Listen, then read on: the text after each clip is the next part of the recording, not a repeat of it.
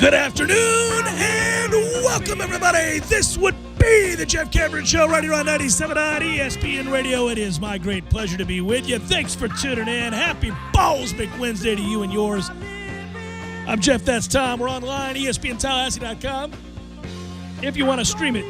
Otherwise, just listen on the good old-fashioned radio. On Twitter, it's at J Cameron Show. You can watch us on YouTube. Hello, YouTubers. Want to email, you can, jcs at 979espnradio.com. There you go.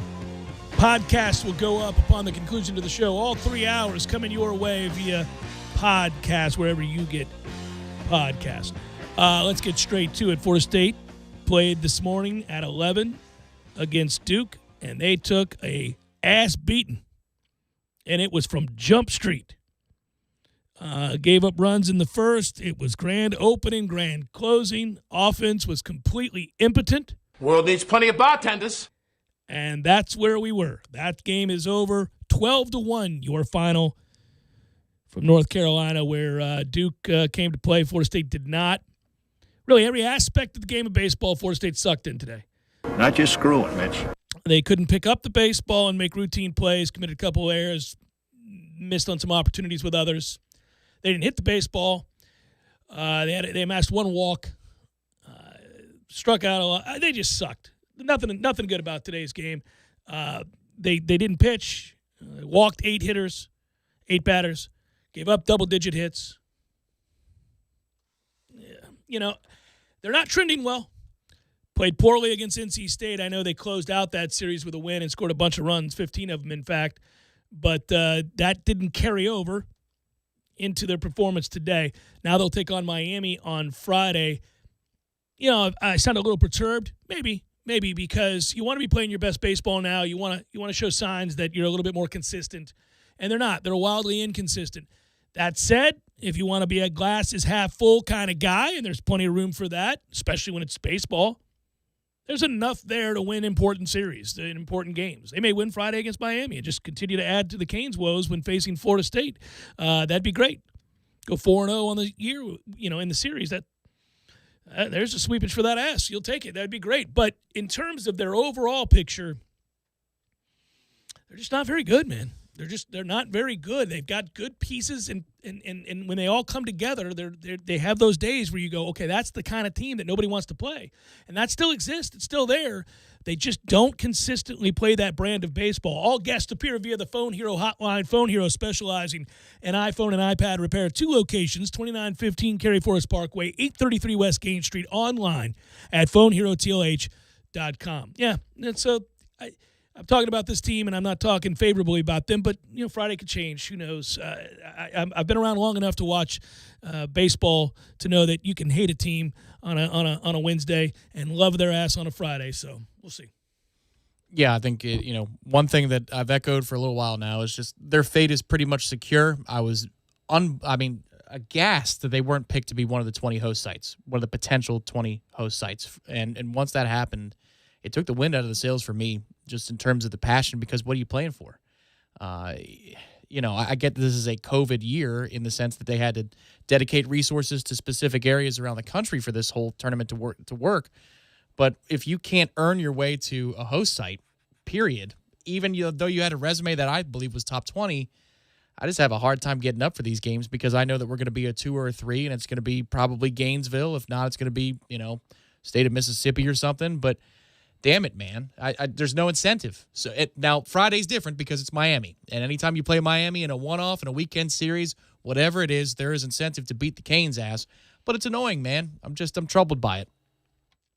Well, I've never, and I should, I just have never cared all that much about the ACC tournament because when you're a program of this stature, you're always vying to try to get back to Omaha, and you're always trying to finally fill in the blank, right? The biggest thing is that we all know one day, somehow, some way, this illustrious,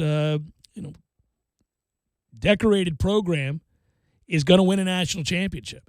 I don't begin every year with this idea that I can't watch Florida State baseball until they're in a position to win a championship, but I do begin every year in the hopes that they show me the evidence that they're capable, that the data points tell me they're capable of winning a national championship this year. And I'm not sure I see that. I'm not sure that they could sustain the level of excellence they're capable of over a long enough period to do that. And that's the one thing. They're wildly inconsistent. That's the most consistent aspect of this team, that they are, they are Jekyll and Hyde. Yeah, they're all over the place. And so, yeah, I'm not bereft of hope. I mean, they lose today in grand fashion. I mean, I guess it beats losing 2-1 or something, but it's just well, anytime you not can a good win, look. Anytime you can win a championship of any kind, you go for it. You want to win, right? Yeah. Yeah, but I could tell you, just as a fan and watching the ACC tournament over the years, and I feel like it's just been affixed in Durham forevermore now.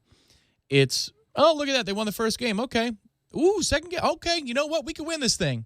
Then on Saturday, I'm going, okay, I want to win this thing. Well, then on Sunday, you play in the championship. Let's go, and I get fired up for it. Yeah. But it's not this, Wednesday at 11 a.m. Oh, okay, I've got to lock it in. Come on, guys, we need to beat Duke because we got to get out of our pool. We got to get out of this pool so that we can get into the semis. And then if we roll into the semis, man, Dios mio, we can win this thing again. Yeah, I see. I don't really care. I mean, and especially when there's no movement. You can't move yourself up to a 1. No, you can't do anything. I mean, beat Miami. Go ahead. But, I'm not going to lose sleep over this one. It's just let's see what happens next week and where we get paired. Tom Brady and Aaron Rodgers, obviously two of the most high-profile athletes in the world, are going to be paired playing one another in a charity golf match involving Phil Mickelson and Bryson DeChambeau. And, of course, Brooks Koepka, who hates Bryson DeChambeau. And that's just kind of funny to watch Aaron Rodgers be paired with Bryson DeChambeau and Mickelson to play with Brooks, right? That's how that's going to go? No, Mickelson's playing with Brady. With Brady. That's right. But Brooks is the foil from afar. Correct. Yeah. Sorry, I just mixed up the golfers. Well, I mean, by all means, if you could go to this match, just make sure that you yell out Brooksy when Bryson tees He'll off. love it. Yeah, the sorry bro was funny on Twitter to see Brooksy tweet that out to Aaron Rodgers. I wonder, it's good for golf to have this, and again, it's a high-profile feud and kind of fun and silly all at the same time. But if they pair Brooks and Bryson at the U.S. Open, I mean, that will be must-see television, and golf doesn't usually get that. They really don't get it. Typically, you Thursday round's a Thursday round. You and I want to watch it, but you're not getting the general public to tune in to watch that. But you would if that pairing occurred. Yeah, that dials it up a little bit. I don't know that they have enough clout. Now, that's the interesting thing. I think within the scope of sports, this is interesting enough for somebody who watches only the majors, or let's say it's a viewer who loves the Masters and they don't really care about the other 3. Mm-hmm. I think they would tune in for this. I think they would. But if it's like the casual American public, this isn't something like Tiger being paired with a young Rory McIlroy or something. Like it's still below the cut a little bit. Yeah. But for anybody who's casually liking the game of golf, this does put their eyeballs on the featured pairings and whatever service that is. You know what occurred to me last night? Tonight we'll watch the hockey, and, maybe that's not everybody's cup of tea, but you look at the slate. If you're a sports fan, the slate of what you have right now, it's going to save us because you're going to be distracted by some compelling angle in the world of sports. The NBA playoffs, obviously, the NHL playoffs, Major League Baseball. You got, if you're going to bring it back locally, Noel's out in Arizona. We'll see what the golf team does. Obviously, we just talked about the men's baseball Super team. Regional, Baton Rouge tomorrow. Yeah, Baton Rouge, right. Yeah. There's a lot going on, but also just because of the messed up schedule with the NBA and the NHL, this is going to get you through into July, well into July. And you get to July, Tom, and it's on. Next thing you know, the next thing you know, it's the ACC kickoff, which we talked about yesterday. That's been announced. Mm-hmm. And once the ACC kickoff happens, really any of these conference kickoffs that occur, media days and all that. Yeah, you're 10 days out of camp at that point. Yeah, you're really and just then the Hall of Fame game and the NFL, and the next thing you know, we've arrived. We're here. It's an interminable, just empty, vacuum, just hellish landscape typically in July. But, man, this is going to keep you preoccupied all the way through these dead months. And next thing you know, you're going to look up and go, damn, we're starting football. Here we go. Yeah, I've long wondered why hockey or basketball. They should do it. I know what you're going to say. Yeah. They should do it. I agree. Why do you give baseball the monopoly over the summer? Why? If I'm that league and I know that the NFL is going to destroy us when we launch our seasons, both hockey and basketball, around October and November, right? That is the pinnacle time for the NFL because nobody's out of it yet. So all the markets are locked into the NFL. Why would you go to war with that when you could go to war with baseball in the summer? So what? You've got to put down the AC units in a hockey rink a couple of degrees lower. Who cares? No, I'm with you. For basketball, it's tough because of the Olympic tie-in. Every fourth year, you got to be done in time for your players to go over and play for the United States if they're going to allow pros. Hockey, it really doesn't matter. Like, give us something else other than baseball. And I love baseball, and the summer is meant for it. But if you're trying to make a couple extra bucks, you can make a couple extra bucks going against MLB than you would, say, the NFL or college football on a Saturday or a Sunday. Well, I just know as we're living it now, and I'm reminded of how vacant everything is and just sad. We all take our vacations. We all try to find ways to make do. You and I end up talking for hours on end about anything but sports because I'm not going to be beholden to nonsense. Yeah, like, how do you feel about arugula? I've never thought about it. Really? Yeah. No feelings. It's fine. Yeah. It's fine. I don't have any great disdain. Some people have real strong feelings on arugula. I've never thought about it to this very moment. Thank you for introducing something into my life that I've never done before. That's a question you would ask, too. It is. It is a question I would ask. I had one for you the other day regarding a food because I know you have texture issues, but it escapes me now. Oh, hummus? No. No. You can't do hummus? No, I'm not good on the hummus. What about if it's spicy? Maybe a little bit. Hey, I had a great... smear the hell out of it. Let me do this for you right now. I had a great discovery today. Now, these fine folks don't advertise with us, so I'm not going to give them the kind of love that I should. I might in due time. They're good people. They're great people. I haven't met them, but you say they are. So that's true. So it's true. It's just a fact. Salt of the earth. There you go. You don't give out salt of the earth. I'm giving them the salt of the earth, buddy. I'm telling you. Sprinkle. So where we are located, where our studio is located, they're like any office place. You've got your places. You got, I'm going to go here. I'm going to go here for lunch. Maybe I'll go here. Now, a lot of times these days, in the interest of staying relatively healthy and trying to live a fairly salubrious lifestyle, I'm not going to eat fast food all that often. That's not my thing anymore. I'm getting old, Tom. Can't do it. I got to be like Phil Mickelson. Got to eat less. Got to be a little smarter about these things. And I went to Orange Theory Fitness today, and they call it mayhem this month. They kick your ass extra hard this month. But let me get this out there right now. They're doing a big promotion here in my birthday month. And it's because of my birthday. They're celebrating by having this huge promotion. So we should all celebrate, my birthday month, which is June. And they're going to do a free month giveaway. A free month of Orange Theory Fitness. You just show up? Yeah, no, you got to sign up for 3 months or something like that. Right. Not even an annual. You just sign up for 3 months, you get a full month for free. I'll get the details. I'm a little squirrely on the details right now. Way to get from arugula into a live read for OTF. That's impressive. It is, but let me tell you something. I'm going to circle back to the other topic that I want to get to, which is this. Okay, so, guys, heads up. I'll give you some more details soon. You'll hear the ads.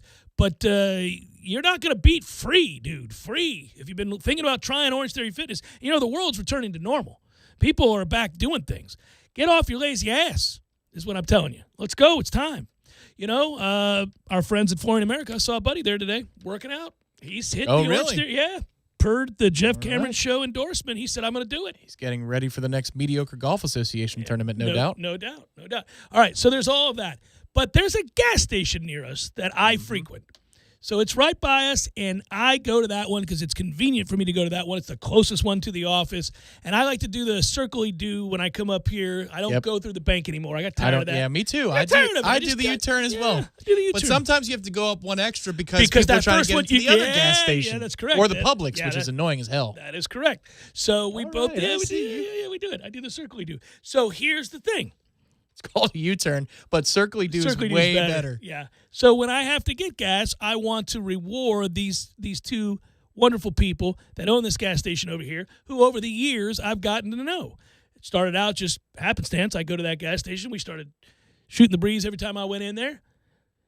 Pretty soon, I kind of took a liking to the guy. He's a nice dude. We started talking about life, everything, right? So I know about his family, and he knows about mine and all that good stuff, he and his wife. Well, anyhow, so I'm just going to say this is kind of funny because you just never know what awaits you. That's why you wake up, put a smile on your face. You never know. Something great could happen. Maybe not, but it happened today. So I go in, And the guy that runs the gas station has been telling me for some time now, you really ought to let me make you a sandwich. Sometime now in your parlance means like 18 months to 2 years. Yeah, he's been telling me for a while, Yeah. He says to me, let me make you a sandwich. I thought it was an odd thing, kind of an odd thing, but at the same time, I mean, that's who's ever been pissed off about somebody offering to make them a sandwich. So, I mean, think about that. It's probably the nicest thing you can do. Hey, can I make you a sandwich? Damn, that guy's nice. Anybody that offers that up, who doesn't love a sandwich? So I've never taken him up on it, partly because I've been a bit of an elitist. What I mean is, it's a gas station. I don't need to get my sandwiches from a gas station. I don't associate sandwiches and gas stations. I think of sorry food when I think of gas stations. Things that aren't good for you, things that have been sitting out a while, things that are a little suspect. I don't think, ooh, this is delectable. So I always politely said, no, I'm good. I'm good. Thank you. Good to see you, brother. See you next time. And I moved it on down the road. So he says to me last week, you really ought to let me make you a sandwich. Now, he's pushing on the sandwich a little bit much, and I still said no. I said, have a good one. Same conversation ends. Something about today. I go in, and the wife says, you know, we make our own bread here. So they're pushing the hell out of this sandwich. But I had no idea they make their bread from scratch at a gas station. At a gas what station. How could I know that? You couldn't. No. So I said, oh, you do? That's a good sales pitch. She got me. Maybe in Sicily they do, but not here. Not here.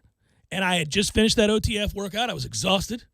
And so I needed a little something, a little sustenance. So I said, you do you? And she says, yes. I said, I'll tell you what, I'm going to let you make me that sandwich now. Let's do this. Let's have a sandwich. She goes, all right, follow me. So I walk down, and then she shows me they got like 6 different types of bread, Italian herbs, all these cheeses, all the spices. They've got a jalapeno one, Tom, you'd love, yeah. I don't know. It's jalapeno cheddar, or is it just jalapeno straight up? I don't know. I just saw jalapeno, and I didn't ask about just because I didn't zero in on that one, although I like it, but I wasn't in the mood How for about that jalapeno garlic, huh? Oh, that'd be good, right? So she says, yeah, we get up every morning and we make our own bread. I'm like, son of a gun.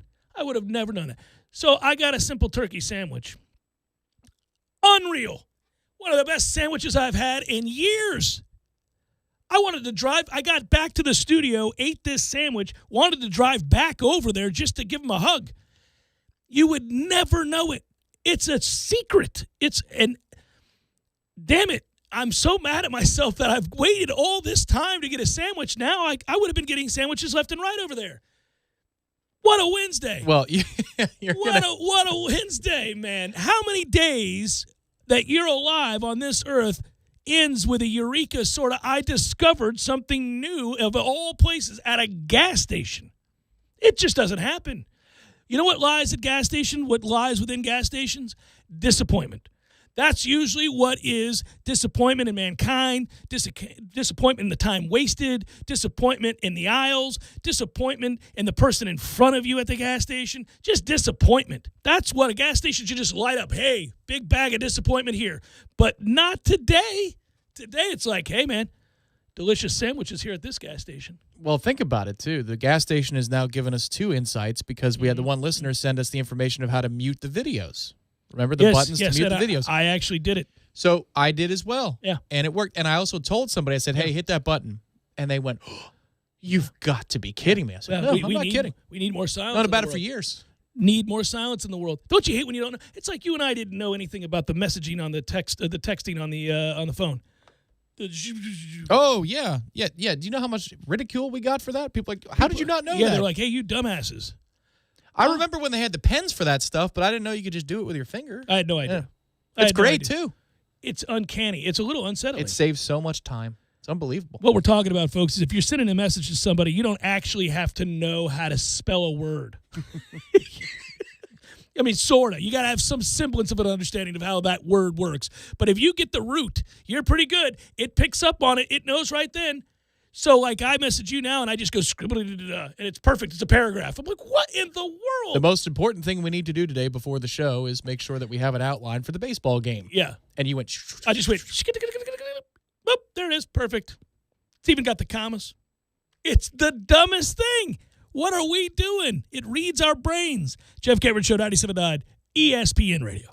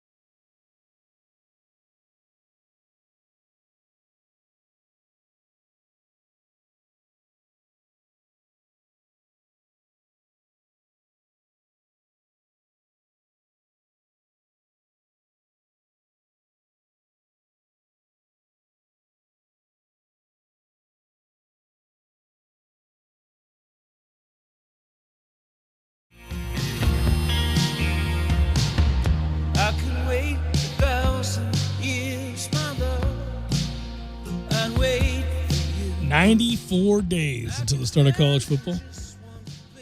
94. Weekend ends, and we're in the 80s.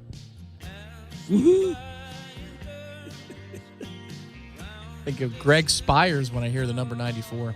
Good old Greg Spires. Once looked to buy a house and had my grandmother show him around.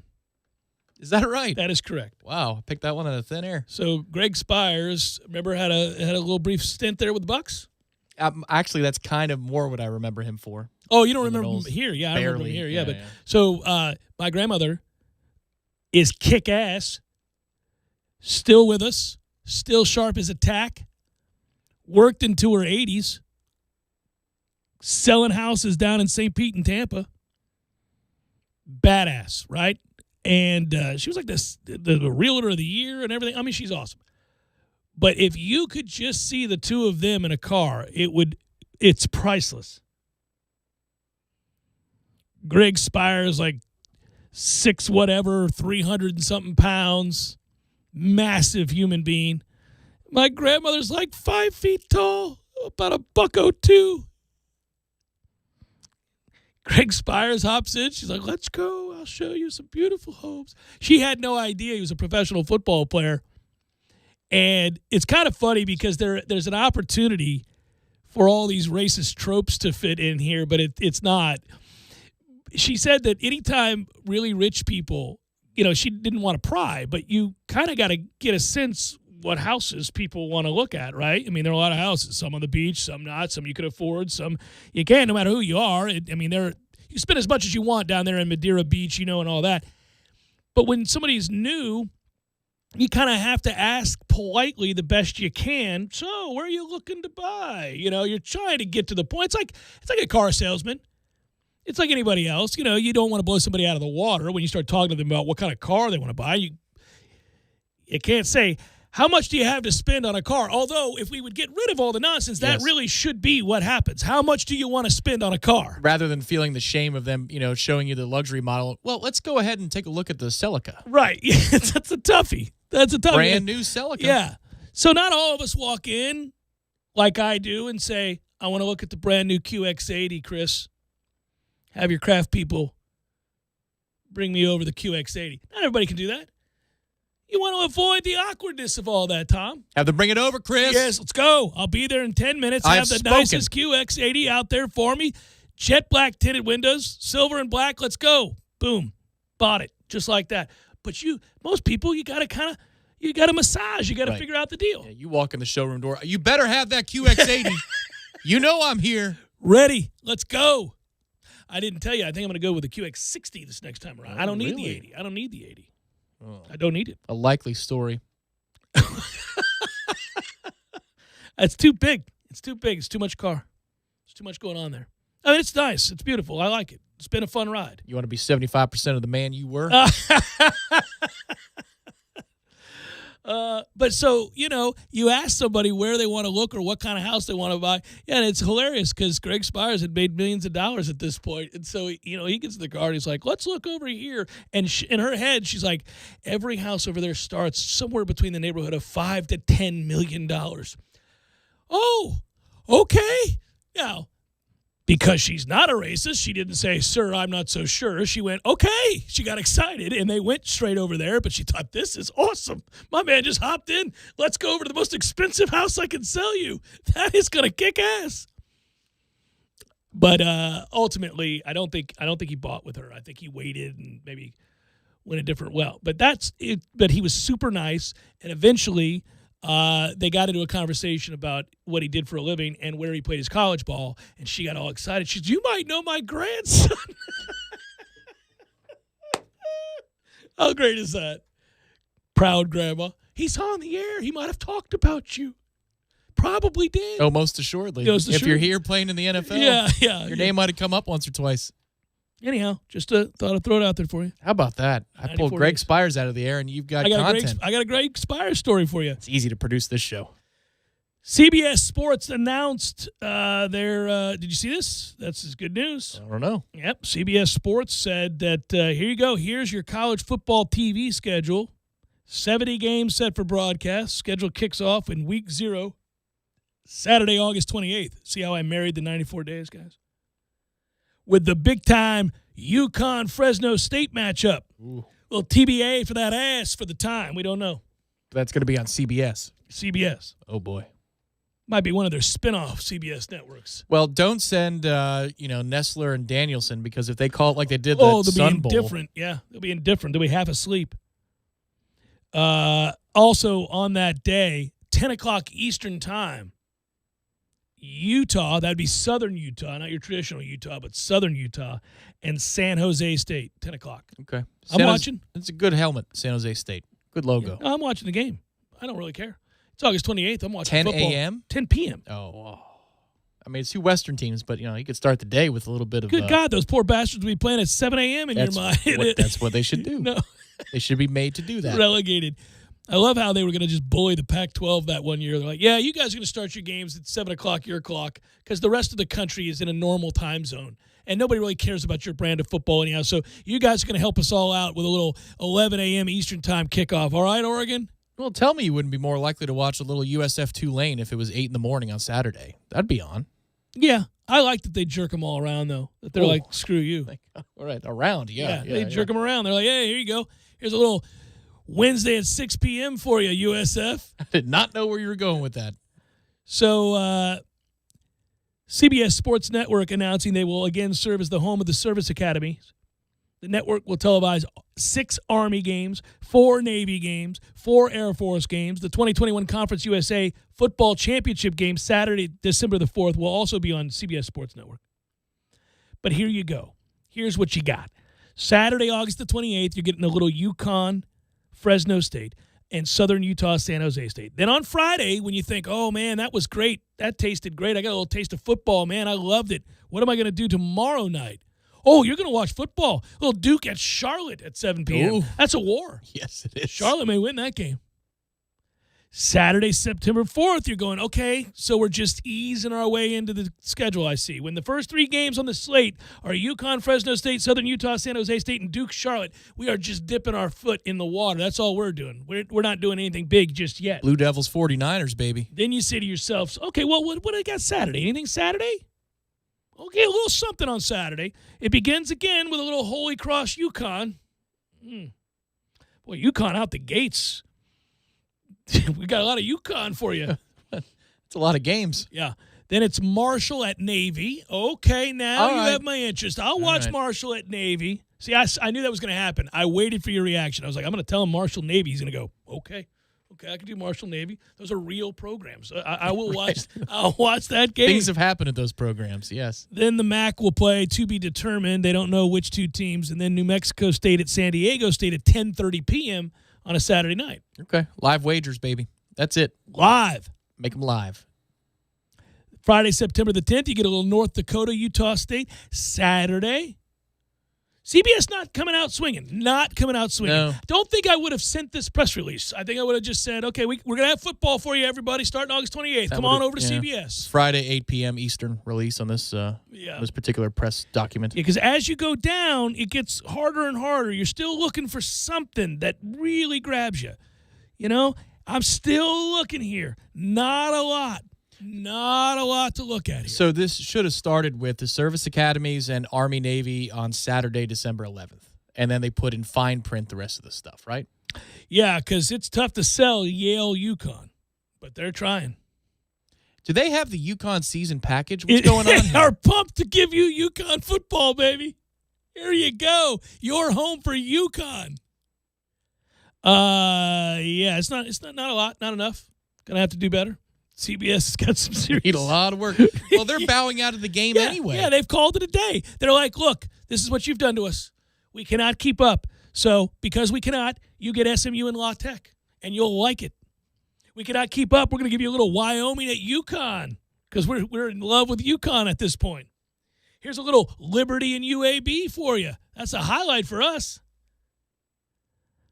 That's actually not a terrible game. You'd watch Liberty and UAB. It would be at least on the standard def extra TV, right? Like that's you just got to be over there. So my son walked in, and I was watching a standard def. I was at the beach this weekend, you know that, and the rental house that we were at, it was like a Roku setup. So it didn't have, and it pisses me off, but anyhow, they had the Roku What setup. is your nephew doing? Well, he doesn't care. He's out surfing the whole time. So, I mean, he's truly out the house, right? So Got to be surfing the web. it's the Roku setting that they have there. And no, but they had flat screens and high def. You could do whatever. But I found until I plugged in my computer to the HDMI, which is what I did to solve the situation. You brought the cables? Good. Oh yeah, no, we were all set. They had the cables there, didn't need them. So That's at least looking out. yeah, they Okay. looked out. They had the cables there next to the television. I was like, oh, these are HDMI cables. What are we doing? So anyhow, the point would be, and it didn't take me long to figure that out. No, and you were happy to find those cables. You're like, whoa. This is bull. Well, it's crazy because for 5 minutes we watched a standard def local station, that a local CBS affiliate for the golf. You cannot do it. You can no longer. We are so spoiled. We've grown accustomed to a way of life. You can no longer go back. You can't watch anything in standard def now. In fact, it's stunning any of us saw anything ever. Like, I'm not real sure what we saw. We think we know. I don't think we really know. When you watch standard def now, you can't see anything. Your eyes have adjusted so much you can't see anything. You're like, what is going on? That looks like an outline of Fat Phil. I think his ball is somewhere over here to the right. That's all I got. Yeah, that's one of the events, golf, the British Open specifically, when you'd have the signal going across the pond, and you'd see like 3 golf balls, and there's 3 holes, and like one's brighter than the others, so you have to learn how to follow it. That's a thing that kids will never have to really understand. But that was the hardest, I think, event to watch. I got by with hockey. I know standard def and hockey really don't go together quite well, but the number one thing was following the golf ball on the green, because you'd see 3 of them. It was it was the dumbest thing ever. Do you think CBS, obviously they waited because, about a week ago, ESPN announced their games. So CBS probably already had it in the coffers, and somebody went, hold. Yeah. We do not want to put this slate of UConn football out to the world on the same day that ESPN has announced they'll have Alabama versus Miami on ABC Saturday, September the 4th, to go along with Georgia Clemson. And, so their first 2 games that they rolled out are Alabama, Miami, Georgia, Clemson, and here they are with a little San Jose State action. You got to hold off on all that. You do. Well, they're missing an opportunity, and it doesn't matter anymore because they've given up on college football once their deal is up. But, I mean, think about it. If you've got the SEC game of the week, and in a 12-game slate, maybe 4 or 5 of those are really good games. The other ones are just kind of duds. You have to pick up something. How do you not pivot over to CBS Sports Network and create a megacast of your own? Megacast, baby. You want UConn and Yale, or do you want a megacast of Alabama and A&M or something like that? I'd rather have the megacast. You really love those megacasts, don't you? Because I like that you can watch the game without the play-by-play. Yeah. It's great. And from the wire cam. You learn so much more about what you're seeing. Okay, so it's the closest you can get to the All-22s. There are angles that they'll allow for that you're like, okay, this is a little bit like watching film. Yep. And that is huge. Also, I never really realized this, and I suppose I should know because I work in a medium in which obviously, radio is powerful and it has an impact. Broadcasting in general has an impact. It sways people one way or the other a lot of times. It helps dictate terms. When you watch a game and you're fully locked in and you pay attention to the announcers, you don't realize how influenced you are by their commentary until you watch a game without it. And then compare notes. Like, watch that Gamecast, Megacast that you're talking about, and then go back and do yourself a favor. So, like, write notes, because we often have to make notes in order to talk about that game, say, on that Monday. So I'll take notes about what I'm seeing. It could be a player, it could be a scheme, it could be a play, something of significance to make note of in the moment so that I go back and properly serve up context to whatever take it is that I'm making about that game. Well, I then would sometimes, and one time I did it just to see, I went back and watched a replay of the regular broadcast. And, man, the way that they viewed what was happening and the way they talked about what was happening and the way that I saw the game when I was without influence because of the commentators being turned off, I realized, man, you can really be swayed into thinking that something's happened that maybe isn't even there. That's correct. And they're really bad at missing the big thing that's in front of them. Most broadcast teams are. You know that because you've got to be alert when you're trying to look at something. And, like, they'll get the spot wrong by 3 yards. And you're like, it's 2nd and 4, not 2nd and 7. They have spotters. I don't understand how that's I don't possible. Either. And we've got one of our friends is an extremely good spotter. Yes. That works for the network. And I'm sure it frustrates him to no end. But there are some crews where you're like, my God, they're paying these people $50 to do this game. and it's not worth it. Like you mute it. You could turn on the radio broadcast here if you wanted to hear state-sponsored media, and that's fine. Because sometimes, if William chimes in and he's ready to go in a close game, he'll give you good insights. But the options obviously, yeah. I'd rather have the sounds of the game and my own thoughts, so I could take alert notes, especially if you're doing a post-game show. Because I don't need what Kelly Stauffer thinks about the Florida State Duke game. I never need what Kelly Stauffer thinks about anything. Good God. Obviously, this culminates when I was going through the schedules with Sunday, September the 5th, 7:30 p.m., ABC, Doak Campbell Stadium, Bobby Bowden Field, Notre Dame at Florida State, where the Noles get off to a hell of a start to the season, 1-0, sending notice to the rest of the ACC that your time to kick the sleeping dog, or the crack addict, as I sometimes use. Not that you ever would, but there are cruel people in the world, obviously. That's an interesting choice. Well, remember I talk about whenever we're down and out, that you're akin to an addict in the alley, and then all these teams are people who are cruel and unusual, and they see Florida State curled up next to the trash bin, down on their luck, and they kick them because of all those times that Florida State represented all that was great that they didn't have in their lives. And so it's their time for revenge, and so they go out of their way to kick an addict, Tom. It's crazy. It's a weird analogy. Or a crazy person, right? Yeah. But then we want to turn out to be Joaquin Phoenix. But it turns out, Joker. yeah. It's the Jeff Cameron Show, 97.9 ESPN Radio.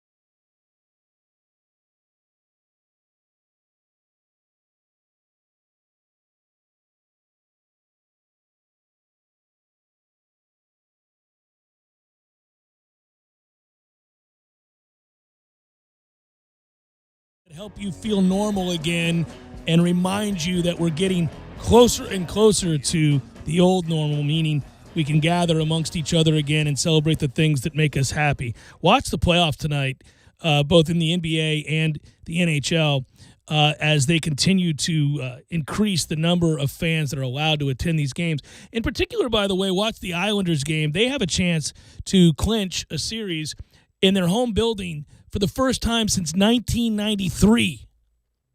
Sweet Jesus. That's embarrassing. Yeah, the divisions at that point, I believe, were named after people. They had not called them the Eastern or Western Conference yet. Yeah. Yeah, so they haven't done that since 1993. Now, they had a year in Brooklyn to, if you want to count that. But this is the last time they did it on Long Island, 1993. That place is going to be crazy. They just increased how many people can go. It's going to be nuts. Yeah, those people are particularly crazy. Like, Philadelphia fans are cruel. I'd say Canadian fans, Vancouver fans are great. Montreal fans are loud. Starving, yeah. Islanders fans are nuts, though. Like, that's legitimately the crazy fan base. And so there's going to be people like, slamming beers against their forehead and stuff tonight. They're like Buffalo people. Well, yeah, they're like they're like that's Buffalo. so weird. They're different countries. Yeah, but they're like Buffalo people. They're like the Bills Mafia. Uh-huh. And that team deserves not to be in the position it's in, but they're they're there. They're Houdini. They're Houdini because they win all these games 3-1 or 3-2, 2-1. Where, Pittsburgh outchances them like 10-2 is the ratio, and it doesn't matter. They make the saves, they score the goals. Pittsburgh's owned like 75%, literally 75% of the scoring opportunities in that series. Yes. Okay, everybody who's a big World Cup or soccer fan out there knows that you can get beaten where you have possession for 75, 80% of the game. 1-0, and the other team took 8 shots. Yes, maybe sucks. you turn it over in the last 5 minutes of a national championship game. You never know. These things, they can happen. But in a best of 7, that's hard to do. Yeah, the Islanders are on the brink of, they're kind of doing it right now. Yeah, they're on the brink of it. I'm going to pick Pittsburgh tonight and get that thing to 7 because at some point the numbers suggest that the odds will. Pittsburgh should have won this series by now based on the way they've dominated, and they're on the brink of losing it. But I'll say that the odds sway in their favor tonight if they continue to control the puck and the action, the scoring chances like they have, and they'll win that game and we'll get a Game 7. That's all I care about. I don't care about anybody of those two teams. Yeah. Just get me to a Game 7. Now, conversely, let's not get to a Game 7 here in Tampa Bay. Let's go ahead and lock this thing up and move it along. Look, the way the Lightning are playing right now, you and I have discussed this off the air, and we've talked about them down the stretch. Clearly Hedman's not healthy. Florida is the faster of the two teams. The Lightning are the more skilled of the two teams. This series really could go 7, and it wouldn't be shocking because even though Tampa Bay's up 3-2, you can make an argument for Florida to be up 3-2. You can do this any way you want. The point is, neither of us think that we're defending the cup this year. We're too beat up. I have a suspicion we're going to get knocked out by one of these other teams, even if we do move on. But I do want to move on because you need to keep the redheaded stepchild, the stepbrother, the younger brother down in their hole. The Panthers haven't accomplished anything in eons, and it needs to stay that way for now because they're on the brink of being a really good team. They're already a really good team that could win this series. I don't need to expedite, the passing of the torch here. Yeah, when I was 10, 11 years old, there was a brief time in history where the Lightning were the redheaded stepchild to the Panthers, who started 2 years after we did, but yet they were. That was a long time ago, Tom. It was. Very long time ago. They could easily run the table and win the series from being down 3-1. Now, the question is, they have a 20-year-old freak of a goaltender who went nuts. He just played in the World Juniors for the United States, beating Canada in the World Juniors this year. Yeah, he played in the NCAA tournament. Now he's playing in the Stanley Cup. He played at Boston College. He's played in 4 games. All in 1 year. Yeah. All in 1 year of his life. So he was phenomenal the last game. It's hard to be consistent, though, at that age. The adrenaline crash, I know that we're resilient at 20 years old, all of us, but the adrenaline crash is something else. So Tampa's seen it before, but we're a wounded animal. There was an important result last night in our bracket, which was that Carolina came back and beat Nashville. If Nashville won that series, you could find a way for us to wrest our way into a conference finals, maybe luck our way beyond it. It's hard to see that we're going to rack up 13 more wins over the next 6 weeks. That's just, I don't know. No, but you just need to rack up one more in this series. In this that's series, what I would put like them down, to do. Let's put the rack Panthers up, down. Yes. Let's rack up one more. That's what you got to do here. Did you see the giveaway by Pittsburgh's Yes. goal? Okay. Oh, Tristan boy. Jarry. That evoked memories. But 2. There's been 2 in the postseason. Yeah, The well, Washington series. Yeah. Yep. But this one is really bad. Oh, in the middle of what are you doing? And so it's a double overtime, and you've got two lanes. You've Yeah. got basically a Y, and you decided to make it a W by going down the middle. But it reminded me of the Ben Bishop play when you were down for Game 5 of the Cup Finals. Yes. I got into a debate which one was worse. One's in double overtime, but one's in the Cup Final. I think the Cup Final play is worse, and that's a more asinine blooper. But Oh, you should not have reminded me. I Yep. just replayed it in my head. It was slow motion. It's I'm so like, what bad. are you doing? it's so bad For such a good player, what was he doing? giving up the series in that moment. God, dog it, man.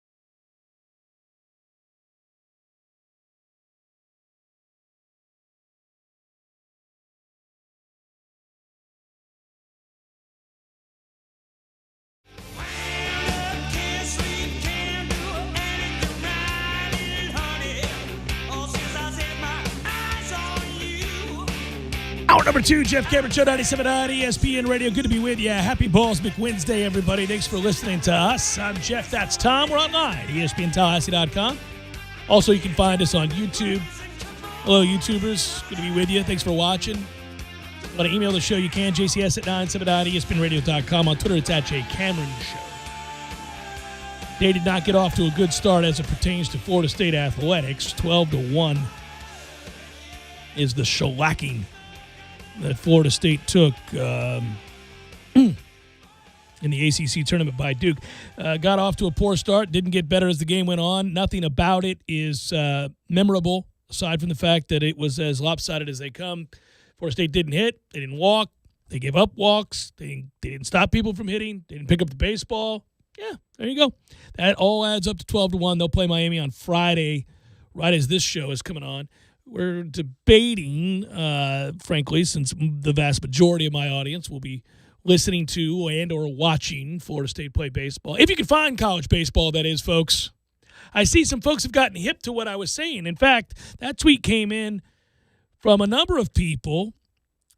It's frustrating as I read it. It's frustrating that I moved back to Florida and I can no longer watch FSU baseball. Now I know what Jeff Cameron Show and @_Tom Lang and Noel's Headlines have been fussing about. And he added the ACC as well. Thank you, Phil. Thank you, Keith. Thank you all who have shared the sentiment. Yeah, man. You got to go out of your way. Like, you have to yearn to watch some damn Florida State baseball, college baseball in general, in these parts with no ACC network. And I don't find myself racing over to the SEC network in general. It would be a good olive branch for Mr. Phillips, Commissioner Phillips, to find a way to hammer out that agreement in short order so that before cable is dead completely, we can have it on a cable channel, the ACC network here in Tallahassee. That'd be nice. Yeah, I don't hold my breath, man. It's ridiculous. I've got friends who care nothing about Florida State, friends who care nothing about the ACC. In fact, they loathe both, and they go like, oh, you don't have the ACC network? I see you guys all the time. I'm like, oh, great. Yeah, those of us who'd like to see the team, no chance. But by all means, you guys enjoy away. Down there in Bradenton and Tampa and all that, they're all those guys are like, yeah, I got it. I can watch it. And those are some sorry networks down there. I mean, Bradenton's got the sorriest cable situation. Yeah, Spectrum. Spectrum is a piece of garbage. It has been for a long, long time. Time Warner was okay back in the day. Then it went to Bright House, which was garbage. Bright House was garbage. Yep, and which is now Spectrum. Yeah, it's somehow gotten worse. I wouldn't have thought that possible. It's true. My dad's box doesn't even it doesn't even show the program listings. The guy, he's like, I got a hard reset it every time it does this. I'm like, Jesus. Oh no, they're stuck in 1984. Soviet Russia. It's really, really strange the way it plays out, man. It's when I go down to visit, I'm trying to find. I'm like, what is wrong with you? This is asinine. She's like, well, that's what they got, and they got a monopoly, so there's nothing you can do. You're just kind of like, well, we're stuck. This is silliness. It's funny. It seems to me that complaints about cable in general, I mean, that's universally understood. Everybody's pissed at their cable provider. For something. Yeah, everybody is angry at their cable provider. There's nobody that's like, I love mine. They kick ass. Like, you've never brought up a complaint about your cable provider in public and had somebody go, oh, you should get Orion. I have Orion, and it's the best. Orion has everything, and on the cheap, too. You'll never hear that. So I got excited because in my neighborhood, they're laying down fiber for fiber internet connections. And everybody's front yard near the street is getting dug up and all that stuff. And I talked to Jamie. I said, so what's going on? She said, yeah, they're laying down fiber for internet. I'm like, all right. When does it start? She's like, 2 years. It'll be here. Yeah, it'll be a long time. Okay, great. Glad the infrastructure's in place for a 2-year wait. But hopefully we can all get there together. Maybe one day, 5G and all this stuff, maybe get to 6G or whatever, you could just stream stuff on your phone and it never buffers. Because that will be the day. Oh, that'll be good night. And all cable. you need is an internet service and Wi-Fi and nothing more. It doesn't work that way now, though. I'll tell you what. I mean, I've got one that's that way in my back room that has to be remedied. I'm done with this nonsense. It just, infuriates me. It's funny when you talk to old people, like people over, say, 75, let's say, people getting up there. That definition is changing for you. Well, I'm trying to be fair. I'm trying to be fair to a couple members of our family, right? I'm just sure. Yeah. Older people, right? when you try to talk to them about why it is they don't need an actual cable running into the back of their television or into a cable box anymore, like, I don't understand. And no amount of explanation will help them understand. So you don't have to have it in the back of the thing. You could just watch it. That's right, you can. Well, I do. How? It's fun to do. Well, you can tell them it's like a radio signal. You're just creating a radio signal in your house, Yeah. but it's called Wi-Fi in this instance, not radio. And it's not reliable. It's very annoying. It's not reliable. You're not now. Maybe for simple things, but if you're trying to watch a movie, that bitch is going to buffer, and you're going to lose it. You're going to have no chance. It's going to ... right in the most important scene. Well, that's true. You got to get the pods though. If you get the pods, you're covered because it's the range extender. But guess what? You have to get at minimum 3 and spend $125. Oh yeah, they can't wait. Yeah, by all means, get the pods. Sure. The NFL and the NFL Players Association have agreed to a salary cap. We finally know the number, everybody. That's right. I didn't want to spend a lot of time on Florida State's 12-1 beatdown, so I'm not. I'm moving on. And I can only say so much about the massive amount of recruits that are coming to Tallahassee in June. On May the 26th, I can allude to it, but I'm not breaking it down. You know it and I know it. A lot of people are coming in June. Let's hope we get yeses from those guys in June. Thank goodness the dead period is ending. Visitors are on their way. That'd be a more fun way to say that. Hey, we've got some visitators. Wouldn't it be awesome if Mike Norvell made up a couple of words? Yeah. It's just he's doing so well. Jimbo used to. And that's right. Just making up words. A different is one. If it was a different. Different. If it was a it's different. Like a drift. A different. A different. If it was a different, guys. Anybody got debt? We got visitators coming this weekend. Like nobody has the heart to tell Mike, like, it's visitors. Did he say, am I wrong? Maybe I'm wrong. Maybe it is visitators. Is it visitators? Like he just said it with such assurance. Visitation, Yeah, but if you just said it with such certainty. Well, we had visitators in this weekend, and it went well. It went really well. It was good to have visitators back on campus. And everybody's looking at each other. Does he know it's visitors? I'm fairly certain it's not visitators. I said it with certitude. Yeah. The NFL and the NFL Players Association have agreed to a salary cap ceiling of $208.2 million per team for the 2022 season. That, according to a source. Well, I'll tell you what, there are leaky sources all over the NFL, man. They never want to be identified. They're always under the condition of anonymity. But, boy, they will tell you the second anything's going down. That has to be planned. The NFL is like, you're our guy. Make sure you leak it. Because they're always saying, don't tell anybody. Who cares? You're whispering to me the salary cap. You can't tell anybody. But the cap's going to be $208 million. Over the years, I hope that they nominate who's going to be the leaker. Yeah. And then they get to be called Leaky Jim or Leaky whatever. All right, last order of business, guys. Yeah. I want to congratulate Frank. Frank, for 2022, you'll be known as Leaky Frank. All right, everybody. Leaky Frank is our... Yeah, anonymous source. There it is. Now, Leaky, Frank, make sure first order of business you get out that salary cap number. Get it out there. Call the normal. Call the usual suspects. Call Shefty and all those guys. Make sure you let them know. And then plead with them because we love to do this. It's a lot of fun. Plead with them and tell them this is on the condition of anonymity, right? You got that? Absolutely, Gus. I can't wait. I feel like there's a really strong chance, Gus is nice, that I think they're in a group text. Like, even when they get, they get the straight dope from the NFL, it's like Rappaport can see Schefter's on the group text. Yeah, he's like, oh, man. And then they have to race to Twitter to see who gets there faster. Do you think Aaron Rodgers did that with his group tweet to every insider? Hey, guys. But then he sent the separate one to Trey Wingo. Yeah. Where he's like, they told me I was going to get traded. Yeah. Ooh, thanks for the scoop, Aaron. Yeah. Hello, relevance. That doesn't mean the 2022 salary cap will be $208.2 million. Just that teams, that's the highest it can possibly be, according to the agreement in the NFL's team owners approved Wednesday afternoon meeting, according to Leaky Frank. That happens in hockey, too. They tell you what the salary cap ceiling and floor is, and then you have to wait like another ridiculous period of time to find out what the real number is because you can't go over it. But if the revenue-based 2022 calculations call for a cap higher than $208.2 million, then any excess revenue will be used to pay back the roughly $17 million in 2020 player benefits that were canceled as a result of the pandemic. Did you know that? The 2021 salary cap is already set at $182.5 million. So think about that jump. Significant. Yeah, that makes sense. My guess is they set the ceiling so high that they don't have to pay the benefits back to the players. That's probably what the NFL did. By the way, you do know that the other side of this, and this has been announced a long time ago, I think, but the NFL also announced that fans could attend training camps this season. You got to be hardcore, man. Hardcore.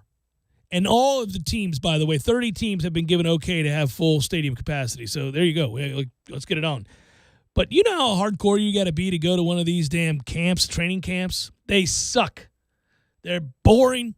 It's hotter than Hades. You really can't see anything. It's awful. And there are people who can't wait. Standing out there with their signs. In Tampa, they used to have it at UT's campus. Mm-hmm. And that's where the people would bake in there. But now they put them in the indoor practice facility, I think, for some of it. So the people can have some air conditioning. But back in those days, I mean, you saw the photos from the workouts. Oh, people are dying. They are dying. Literally. They're losing their life. No, I don't like it. You couldn't really. I mean, I get it. We go to practices, and I think the average, I want to go to practices because, again, it lends context to the conversation we have every afternoon. What players are succeeding, which players are struggling, which players are maybe winning a position battle. It matters that we see these practices. But in truth, and I love football, but, man, what would you say, 60% of those things are boring as hell if you're just kind of... Yeah, well, I think at the NFL level, too, given the lack of contact they're not rules, hitting, the they're smaller not, roster sizes, a too. lot of stretching, a lot of kind of running around, and, it's just... In college, you got 100 bodies to distract you if something is going on. Save for when they're in the IPF and they're doing the special teams drills. You've really got something to look for every moment that you're out there. I always just lock in, and I continue to lock in on the offensive line. I just tend to... I'm like, everything else will take care of itself if we can get these fat asses blocking somebody. Can we get somebody to block somebody? If we can get that done, everything else is going to work out all right. You know how we get somebody who can block somebody? Yeah. That's how. June the 1st. June the 1st. Come on down, big man.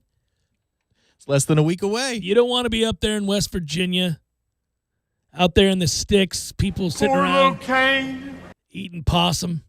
You got to get the hell out of there. It's time to ride. Let's go. Come on down here. It's sundress season.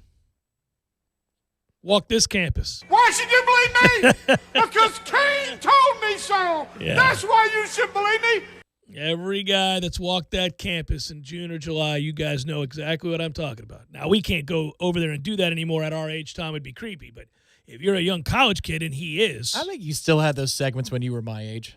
But, yeah, I hear you.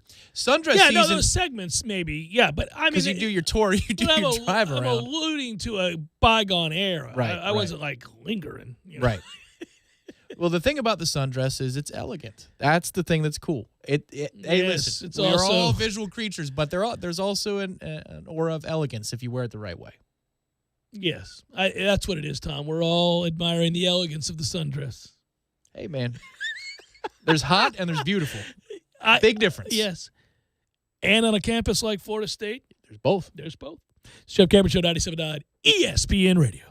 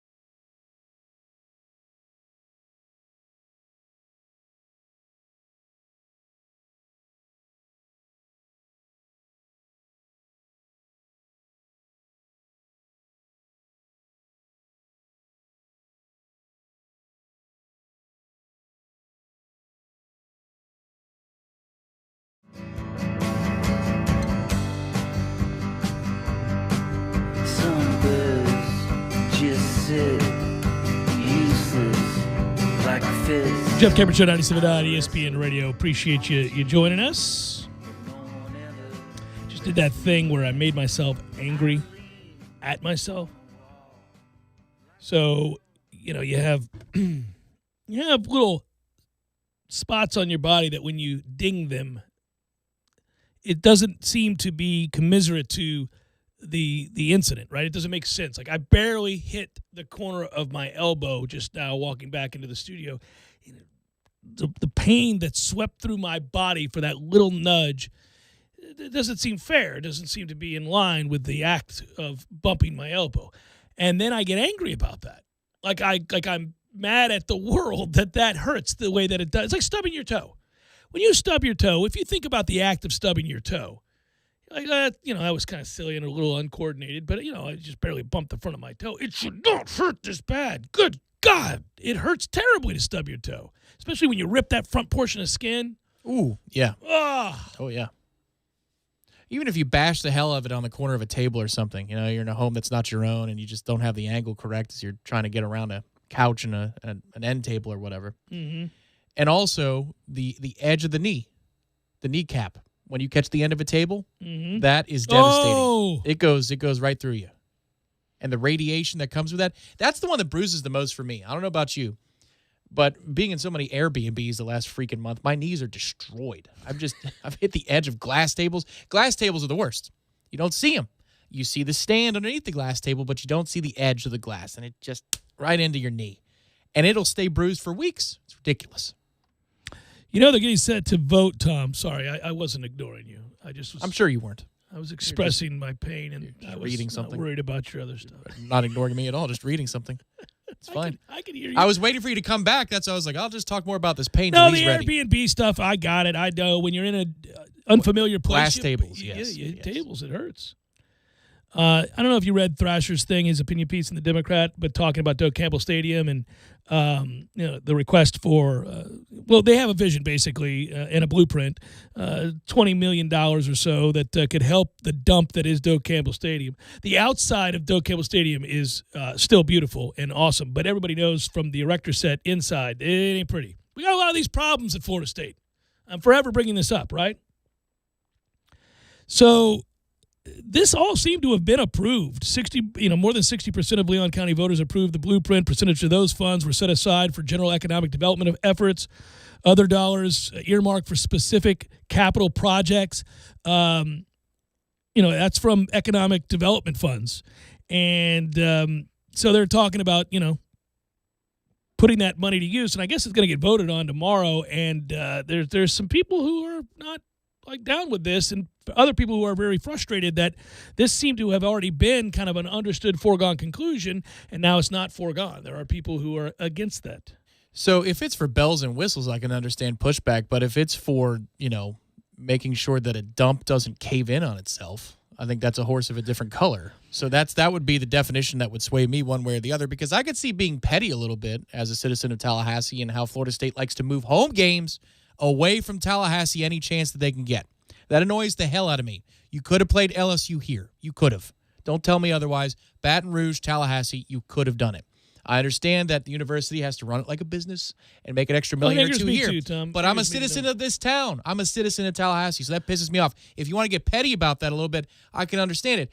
But if this argument is about critical infrastructure that we've already voted on, then this thing should be already done. Well, look, it is for just if you go by talking points alone, if I were going to make the case and just go one by one talking points, then you recognize that Doak Campbell Stadium is one of the biggest economic drivers in the city when you think about this, right? So if you're thinking about jobs and all that stuff, but events and programming and all that, I read a report that Doak Campbell is responsible for pumping in more than $100 million into the local economy. When you think about the events, the games, and all the stuff that goes on there, right? It's like the one concert a year and 6 games instead of 7 because we moved. And there ought to be 7. There ought to be more. But yes, these kinds. That's $51 million from visitors to FSU football home games. So of the over the $100 million I'm talking about, $51 million of that comes from these home games.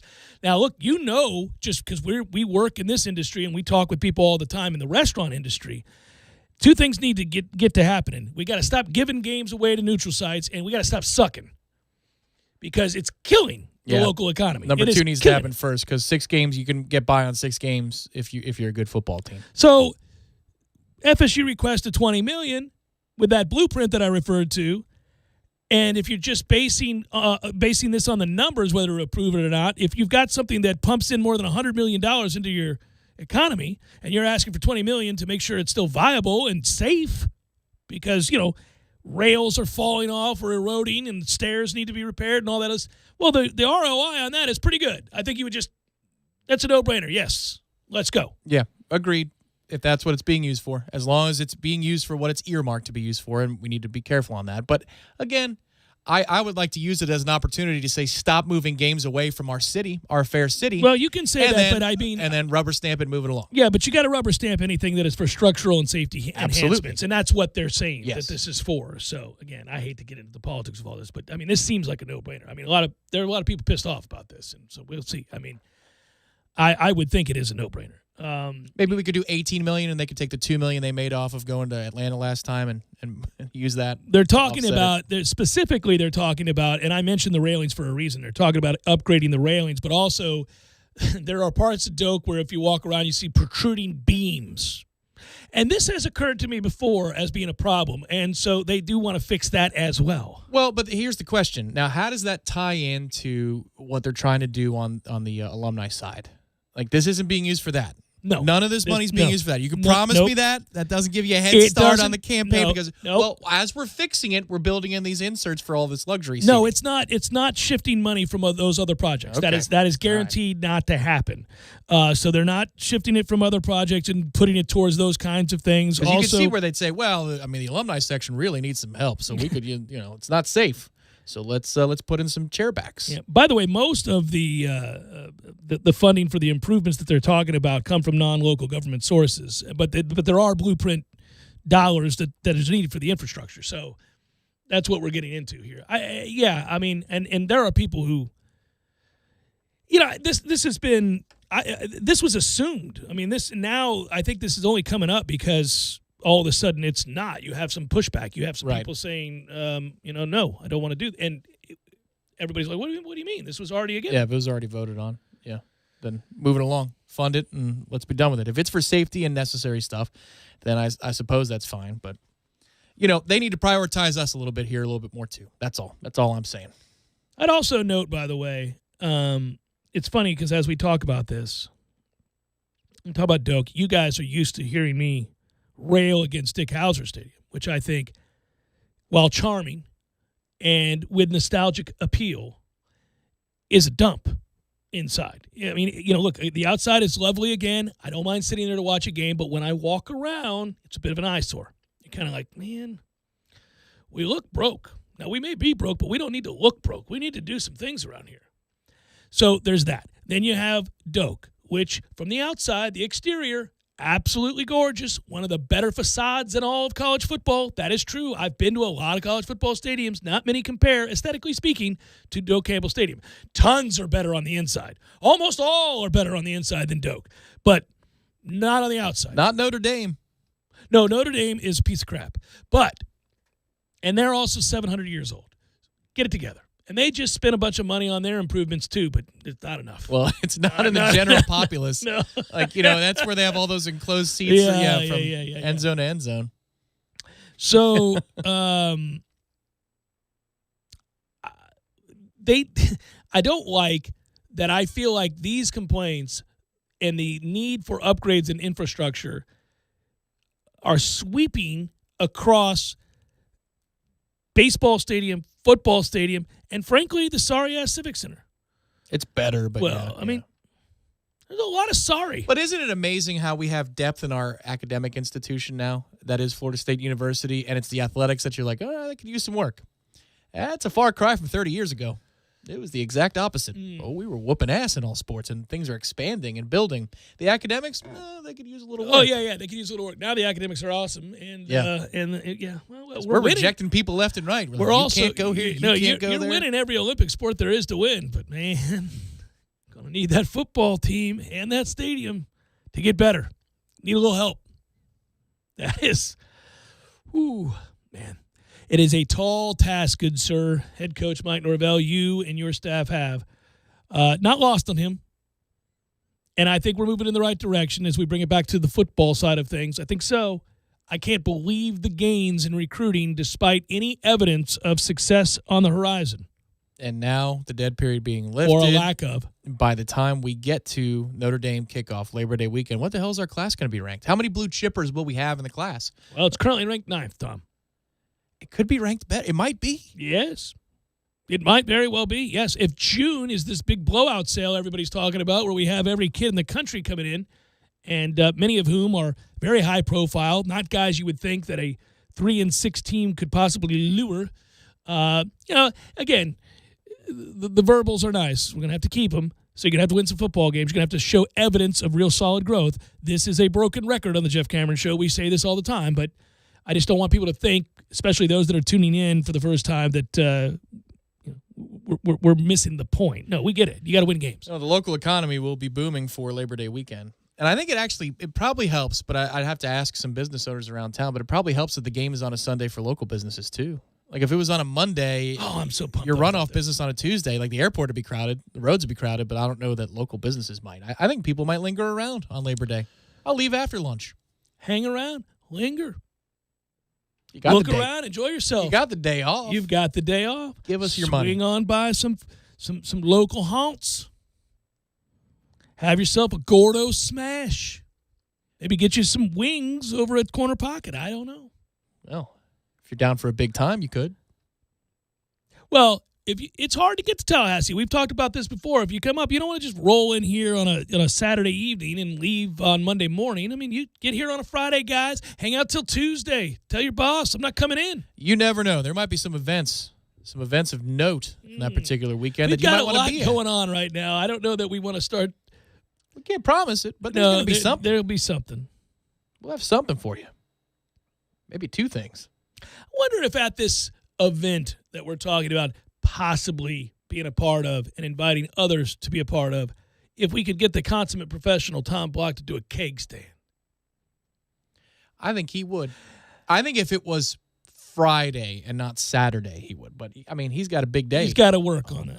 On Sunday, so you can't do the and the day also, before thing. I mean, T. Block and I go way back. We're some of the OGs covering Florida State. It's sad to say. But I used to ask him this all the time. It was a running joke on the show because there's no more professional broadcaster, no more professional acting broadcaster than Tom Block. If I could get him to do it. And he'd have a chuckle and we'd both laugh. But I don't think he knows I'm serious. I want you to do a keg stand. That's right. Maybe we can build a GoFundMe off of it for, I don't know, repairs to Doe Campbell Stadium. Well, he could wear a nice pair of pants and a business shirt, maybe a sports coat. Look as the consummate professional as he does the cake stand. Maybe you could raise money for a new baseball stadium. Like, that's your GoFundMe, and it's going to expire in 5 years. So you're like, anytime you feel like throwing $5, just throw $5 at the new stadium. Yeah. Let's see if I can give him a gift of about, $20,000. There you go. Get this thing fixed. Good God. Jeff Cameron Show, 97.9 ESPN Radio.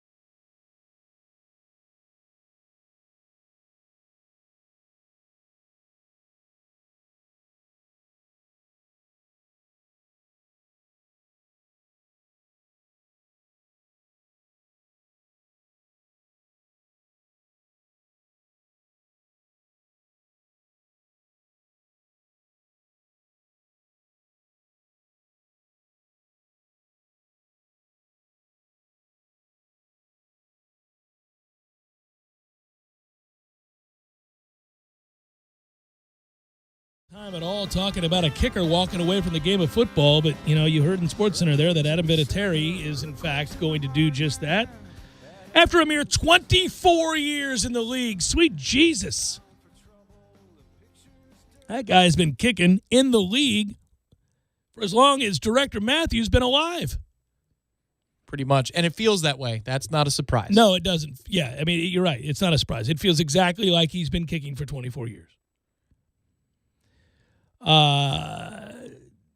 That's a career that if any one of us were to say, okay, name, like we love to play the game, and it's hard to do because eras, stuff to compare, all of that. Like go position by position in football and name the best player at that position. Most of the time, that's very difficult. Even at quarterback with Tom Brady's 7 Super Bowl rings, although that is now changing. Now, I think he has now done enough that people are like, okay, yeah, I'll go ahead and concede Tom Brady. He went to Tampa and won? People now, you're just like, well, this is ridiculous. Admittedly, you can always make the case that if, John Elway had been in a better set of circumstances when he entered the league or whomever, maybe they would have gone on some epic run like this. But when you get to 7, this is absurd. We're just probably done talking about this. Now the argument is about who's the second best quarterback of all time. He became the GOAT when he said, take a suck of that, Chuck. Still great, yeah. So there is that. But, I mean, is there any doubt? When you say kicker, now you're going to say Adam Vinatieri, right? And there have been some really great kickers, but, I mean, it's done. Yeah, both Andersons were really good when I was a kid, and they were ancient. They had the single bar helmets and stuff like that. Yeah. Gary and Morton, but I mean, nobody's had more clutch kicks to go along with. That's the thing. That's the difference maker. Is that the amount of kicks that dude made in insane sets of circumstances to win games with everything possible on the line, including in a freaking blizzard. That's it. Then he hits the Super Bowl winning kick that year, and then he also hits one in overtime to beat the Panthers. Mm-hmm. Like, that is the forgotten of the Patriots Super Bowls, is the win over Jake Delhomme and the Panthers. That was like ho-hum. I mean, imagine if Jake Delhomme had brought home a Super Bowl ring. He was outstanding in that game, and he sucked. Mm-hmm. Oh, he caught fire for a couple years. But he has called it a day. 48 years old, 3-time Pro Bowl selection, first-team All-Pro pick 3 times, scored 2,673 points for the Patriots and Indianapolis Colts. He played his final. This is how long that dude was in the league. He was a Hall of Fame kicker in the making for what he did in New England and New England alone. How many years do you think he played out the end of his career in Indianapolis? It's got to be close to 10. It's 14. 14? He played longer there than he did New England. Is that right? Yes. That's awesome. I would have thought 2011 was about the cutoff. That's nuts. Wow. He made 29 game-winning kicks in his career. 3 of them, of course, coming with the Patriots famously, as you just documented, from 1996 through 2005. Game winner in a blizzard against Oakland in a game that he really probably shouldn't have had the opportunity to do that, but he did. And in the 2001 AFC playoffs, and made game-winning field goals in Super Bowls, not once but twice. No kicker has more Super Bowl rings than Vinatieri's 4. 3 with the Patriots, 1 with the Colts. I forgot he was on that Super Bowl team with the Colts. Think about this, though. This is crazy. I was at that Super Bowl in Miami. So the principals from the Tuck game all went to Tampa and won a Super Bowl. Yes. Tom Brady. Yes. Tom Brady, John Gruden. Those are the 2 principal figures. I mean, I get Vinatieri is there, but what you said is true. He doesn't kick it without the rule. Right. So it all begins and ends with But he the did rule. He did make a huge kick in a freaking blizzard. He did. I think it's 48, too, in a blizzard. So Gruden gets traded because they didn't win that game, wins a Super Bowl in Tampa. Dumbest thing ever, yeah. And then Brady, about 20 years later, wins a Super Bowl in Tampa as a player still. That's crazy. Former Colts teammate Reggie Wayne was amongst those that paid tribute to Vinatieri on social media. Again, you got to be otherworldly good as a kicker for real football players to tweet about you. Did he do enough to be a real football player? No. He's a great kicker. I mean, that is, I would, if I were his teammate, if I were one of the real football players like Reggie Wayne and all the other people on the field that don't kick, if I were them, I would have great appreciation for his unique skill set, and I would be very happy that he was our kicker for all those years. But we'd leave it there. You've been to FSU practices. You've watched kickers? I have. I've been to many FSU practices. Whole lot of nothing. All day, every day. Mm-hmm. Come on, man. There's more than just what happens in a game. There's the everyday, the blood, sweat, and tears. Now, would you respect the kicker if he went through? I respect his skill. Okay. Well, would you respect him as a football player if they went through some drills with you? What would it take? Yeah. I would. Go through conditioning stuff? Yeah, you'd have to do that, yes.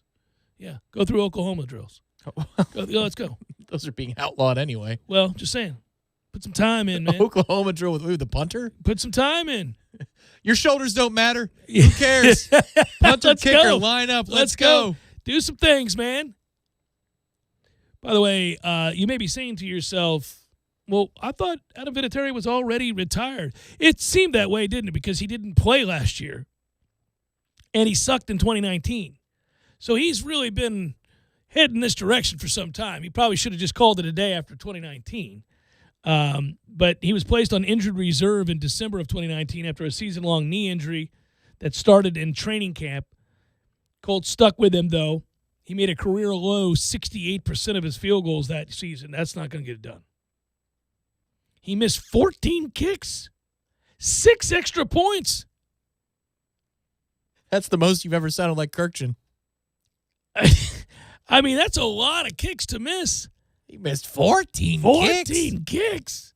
How was he still in the league? 6 extra points. Yeah, that's It is shocking, yeah. Ravi. Ravi, it is shocking. But you can't miss 14 kicks. And see, no, that's oh man, that's I never said in any.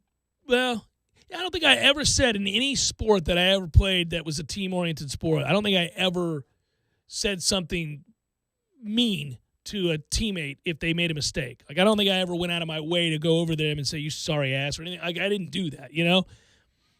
But I think if you missed 14 kicks, we might have a conversation. Like, after the 13th, you're having to bite your tongue. Right, that 14th, you're like, okay, that's it. What the hell is going on here? My mom can miss 14 kicks, and probably in the same amount of attempts, it would be about that many. What are we doing? 14. Going to do one a week here? Yeah. We're just going to miss everything? Why is this guy on the team? Yeah, that would be if you're the third-string quarterback. Not many teams carry them anymore. But, those are the guys that walk out and give high fives, right? The ones with the earpiece in. Yes.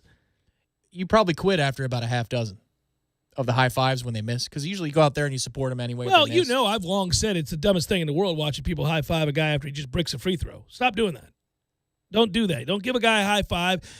Girls basketball is the worst for this. Softball, we've talked about it before too. I mean, we did an entire promo on this. That's correct.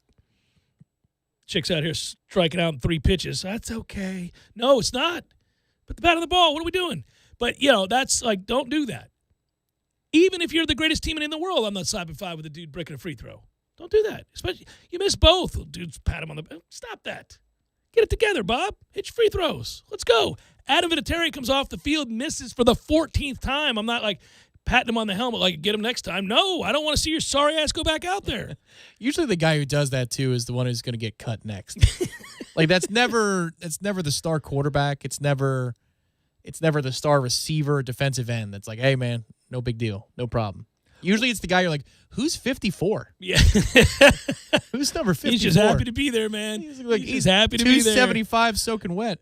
By the way, I should have read the rest of that sentence if you want to talk about adding to the frustration. And again, honestly, here you are. You're talking about the greatest kicker to ever live. He's a Hall of Famer. It's all duly acknowledged, but a tough go the last couple of seasons. And I just happened to notice that that's a terrible way for the greatest of all time at his position to go out. It sucks. But in addition to missing 14 kicks, 8 field goals, 6 extra points. Good God almighty, man. 2 of those misses cost his team the game. Ooh. He missed a short kick against the Chargers. They lost that game late. He missed a kick against the Steelers. He also, by the way, had 3 more kicks blocked that year. One of those was returned 63 yards for a touchdown. I mean, Vinatieri was out here just single-handedly losing damn games for the Colts. All right, so your brother kicked. What percentage of kicks that are blocked are on the kicker? Depends on if it's a great distance or not. You have to kick it low. Call it inside 50 yards or closer these days with kickers. So back in that time, Yeah, 45 45 and in. Yeah. If it's blocked, well, I mean, again, you're not – the trajectory shouldn't be low on a 45-yard field goal. You've got enough leg to hit that high. So unless somebody completely whiffs on the block, which is possible, but if somebody whiffs on a block, then obviously it's not the kicker's fault. But most of the time, what I'm looking for in a replay, because my brother did kick and he was an awesome kicker, and I will give him credit for that. He was a great kicker, got college scholarships, everything else. But he wasn't a football player. No, he was a kicker. So I would remind him of that. But the thing is, he made clutch kicks too. I mean, I give him credit. He was a very, very good kicker. But I mean, he would tell you if you get a kick blocked and there's not an obvious just missed assignment, if you get a kick blocked from inside of 45 yards, that's on your ass. I mean, you just kicked it low. That's ridiculous. So it's either a grossly handled assignment or it's the kicker just duffing it. But anything over, say, 55 or anything like that, you kind of have to expect to get that block because you've really got to – you're going for a great distance. Now, these guys are so strong now. Mm-hmm. Things have changed. Guys make 55-yard kicks in their sleep anymore. It's really – back in those days, way back when, there was a kicker that played at Lakewood before my brother's time, before my time. He ended up kicking in the SEC for Vanderbilt and went on to the NFL and played with the Cardinals, Rick Anderson. And he was probably the best kicker I'd ever seen. He would routinely make kicks from the other side of the 50 when we'd go to Lakewood and practice. Like, he'd be out there, and we'd be running around having fun playing pickup games, and that dude was out there kicking all the time. He was also punting. And he was a beast. But it was a big deal because he would make 57, 58-yard field goals. And we'd think, who makes 58-yard field goals? Think about that again when we talk about, and it's rare we get into a kicker discussion here where I'm not being cynical, but think about how far we've come, again, at that position. We do it at every position. That's true of kickers as well. They had to change the rule because they just never missed extra points. So they brought it back. And in addition to that, I mean, how many videos have you watched on YouTube of kids, and I'll grant you it's practice, no rush or anything like that. I saw a kid the other day kicking on YouTube, made an 80-yard field goal. 80? 80. That had to be on a tee. Yeah, I mean, it's set up, but he kicked it. I mean, he made a field goal from his 20 or from his 30. Yeah, I mean, that's insane. That's where we're going, though. It's like a 3-point shot and the velocity of a fastball from a pitcher. Well, it's also like later on, So Anderson was, this great kicker, and when I was a kid, I was in awe of him, and he went on to have a great career at Vanderbilt and made the league and all that stuff. But by the time we fast forward and I'm here going to practices watching Sebastian Janikowski, that changed the game. I mean, he's in that conversation as all-time great. Oh, yeah. All-time, maybe all Hall of Fame great. Yeah. Yeah. Vinatieri gets in first, but Janikowski gets in, right? Janikowski, I think, gets in, yeah. And that dude, you should not be able to – I mean, his legs are the size of Texas. And, I mean – I remember the first time I ever heard him kick, heard the ball come off his foot. You're like, holy moly. It's like guys who have explosive bat speed and, you hear the ball come off their bat. Or golf club, you hear guys that hit it country mile. Who would have won the Oklahoma, Janikowski or Cotty? Oh, Cotty, Janikowski would have beat your ass. Oh, didn't expect that one. I did not expect that one. We love Cotty, but he knows Janikowski would have. I think. Keith isn't a small guy. No, he's a big dude. I don't think he's as strong or crazy. Oh, well, crazy factor. Crazy factor. That sways the argument. Yes. He was ready for the show. She was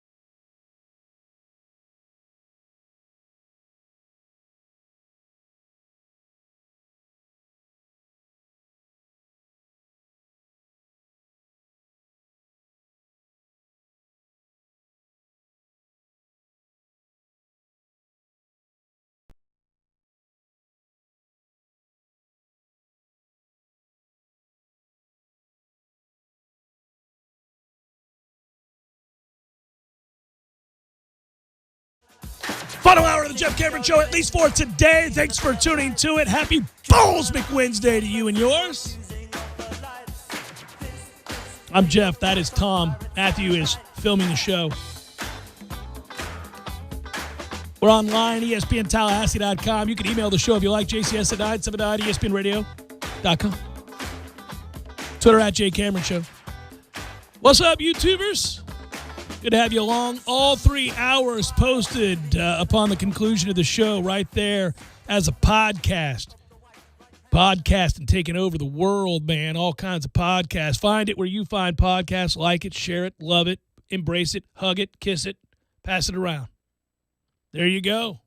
All of that for the podcast. Make it the Village Bicycle. There it is. Noel's taking unholy ass beating today. If you just hopped in the car and said, I wonder if he's going to tell us what happened with the game. How long do I have to wait till I find out what happened with the game? Well, what happened with the game was Florida State got blown the hell out. Non-competitive effort from Florida State today in the ACC tournament. Duke wins 12-1. They had a 5-run first inning, and you could have called it a day. You could have rode out, could have gone and smoked a cigar. Not enough. Need a lot of work. Need to get a lot better. Yeah, that'll hurt your feelings. Grand total of 4 hits for Florida State on the day. They walked just once. Their pitchers were also garbage as they walked 8 Duke batters. 8. They also gave up 12 hits. They also made 2 errors. This is ass baseball. Mm-hmm. That is not what you do. Needs to be the worst game we play between now and when we hoist the trophy as national champions in Omaha. That's right. Yeah, now, the one good thing is Robbie Martin went yard. That's good to see. Kind of needed that. Elijah Cabell had a couple hits. That's a good thing. But Bryce Hubbard got it the start for Florida State, and you know what? He's pitched well this year. I think they probably felt pretty good about his chances of pitching well today. But right from the get-go, he wasn't good. He gave up a leadoff single, then he walked a batter, then he gave up another single, then he walked somebody else, and they were about done with him. That's how that day went. They were like, okay, this is what you're going to do? Walk, hit, walk, hit, walk. Okay, get your ass off the... It's happened in the first inning a bunch. Usually he fights through it with 1 across or 2 across, and then you get into the 6th, and you're like, hey, nice day for Bryce. But today was not one of those, unfortunately. Well, I'm getting a little concerned because the thing that I fell back on several times throughout this year was that we could really pitch. And so you're going to have this offense is wildly inconsistent. They lead the league in home runs and doubles, and they walk. They lead the league in walks. And so that's how they score runs. They get guys on base because they're patient approach at the plate. They have a lot of pop. A lot of guys can leave the yard. And so they're patient, and you end up with big innings. You end up with nothing, 5 spot, nothing, 3 spot. That's kind of how Florida State operates. And I can live with that. It's not aesthetically pleasing to watch, and it's a little frustrating to watch the strikeouts mount, especially when they're looking. But usually you're kept in the game for that big inning to happen and kind of carry the day because you're pitching well enough to stick around. Maybe you're down 2-0 in the 4th. Maybe you're down 2-1 in the 6th, or it's 3-1, or it's within reach because you're pitching well. You're getting out of tough situations and all that. But NC State lit them up, and now Duke lit them up. And there weren't a lot of shutdown innings in the previous series to the ACC tournament. And now this game is an ass-kicking where you walk 8 batters, you give up double-digit hits, you blow it. They blow it open in the first. So it's, man, okay, now I'm not so sure the thing that I could count on is truly something I can count on. Now, Messick will pitch on Friday, and they moved, he had gotten moved because of the injury, 2 straight starts on a Sunday, but they're moving him back to the Friday situation against Miami. Good, you got your best pitcher on the mound against the team that you hate the most. Get that win, and, I guess I'll be forgiven. You'd be 4-0 on the year against Miami, and that's pretty fun. And I don't really care. I mean, I don't care all that much about the ACC tournament. We've been really good in the ACC tournament. We won 3 of the last 5. We oftentimes have gone into the ACC tournament not playing well, and we haven't felt good about the team, and they've gone on to win the damn tournament. This is a situation where I was lukewarm. I felt like they did a number of things well enough to maybe win the tournament, but more importantly, they do a number of things well enough to win regionals, and that's kind of what I'm concentrating on here. But all of a sudden, they're not doing those things well right now. So, you get the 2 errors, the walks, double-digit hits, striking out a lot. You only walk once. You only amass 4 hits. Yeah, there's malaise for me, and it's because, again, there was nothing on the line this week. You're going to be a 2 or a 3, and it's just where do they send you? You know what I mean? Like, so if you lose 2 games, you're a 3 playing the 2. You're in the same exact situation you would be in a given regional weekend. Now, your draw may be a little worse. It may be, but it might not be because the way the NCAA does this thing seems so regional anyway. If you pay attention to what D1 baseball is looking at for its field of 64, they can't help themselves but keep putting us in the Gainesville regional as a 2. Well, they do this because of nonsense. It Correct. is absurd. And by the way, if you're the University of Florida, you just got screwed if that happens. Absolutely screwed. And, both schools get screwed there. That's ridiculous, but please proceed. I agree. But the point is that's all the more reason when we're not one of the 20 candidate sites that I feel like you're not playing for anything. Now, they shouldn't feel that way. I'm saying me as a fan taking this in. I will care on Friday that we beat Miami because it's Miami. But when it comes to the grander scheme of things of, improving our lot in life for a selection show on Memorial Day, I don't think it's going to make a difference at all. I think we're just going to Gainesville. I'm fully expecting that we're going to be in Gainesville and we're playing in the 2-3 game no matter what the hell we did this week. You could win the whole thing. You can't host. So what else is there? That's the frustrating part to me. I would love to know. I'd love to get inside Mike Martin Jr.'s head or to talk to this team or to be around this clubhouse because this is a team that I've had the most difficult time reading and getting any sense of that I can remember. I mean, I've been frustrated by teams. I mean, I've expressed those feelings before about certain teams that didn't live up to the standard of Florida State baseball. And, notably, Mike and I had a little disagreement on the air one year. People remember that. But, it was a team that was a game over 500 halfway through the season. I mean, that was ridiculous. Now, that said, that team went on to turn it on late and go out to Omaha, of all things. So he ended up with the last laugh, which is a good thing because ultimately I want Florida State to win. So, we all celebrate those kinds of successes, even if they're unexpected because of the evidence that lay before you. Oh, and this one doesn't live up to the standard this year so far in what it's done. But you like what you're building, especially around a pitching staff that projects for the next couple of years to be really stout. So if you get a couple of bats in here, then you might have yourself a real juggernaut. This feels like a team that's building to a crescendo that's going to occur in 2022. But it's baseball, so you can run into it for one weekend. And again, I know what Hubbard just did again today, and I'm a little bit more worried about this trend.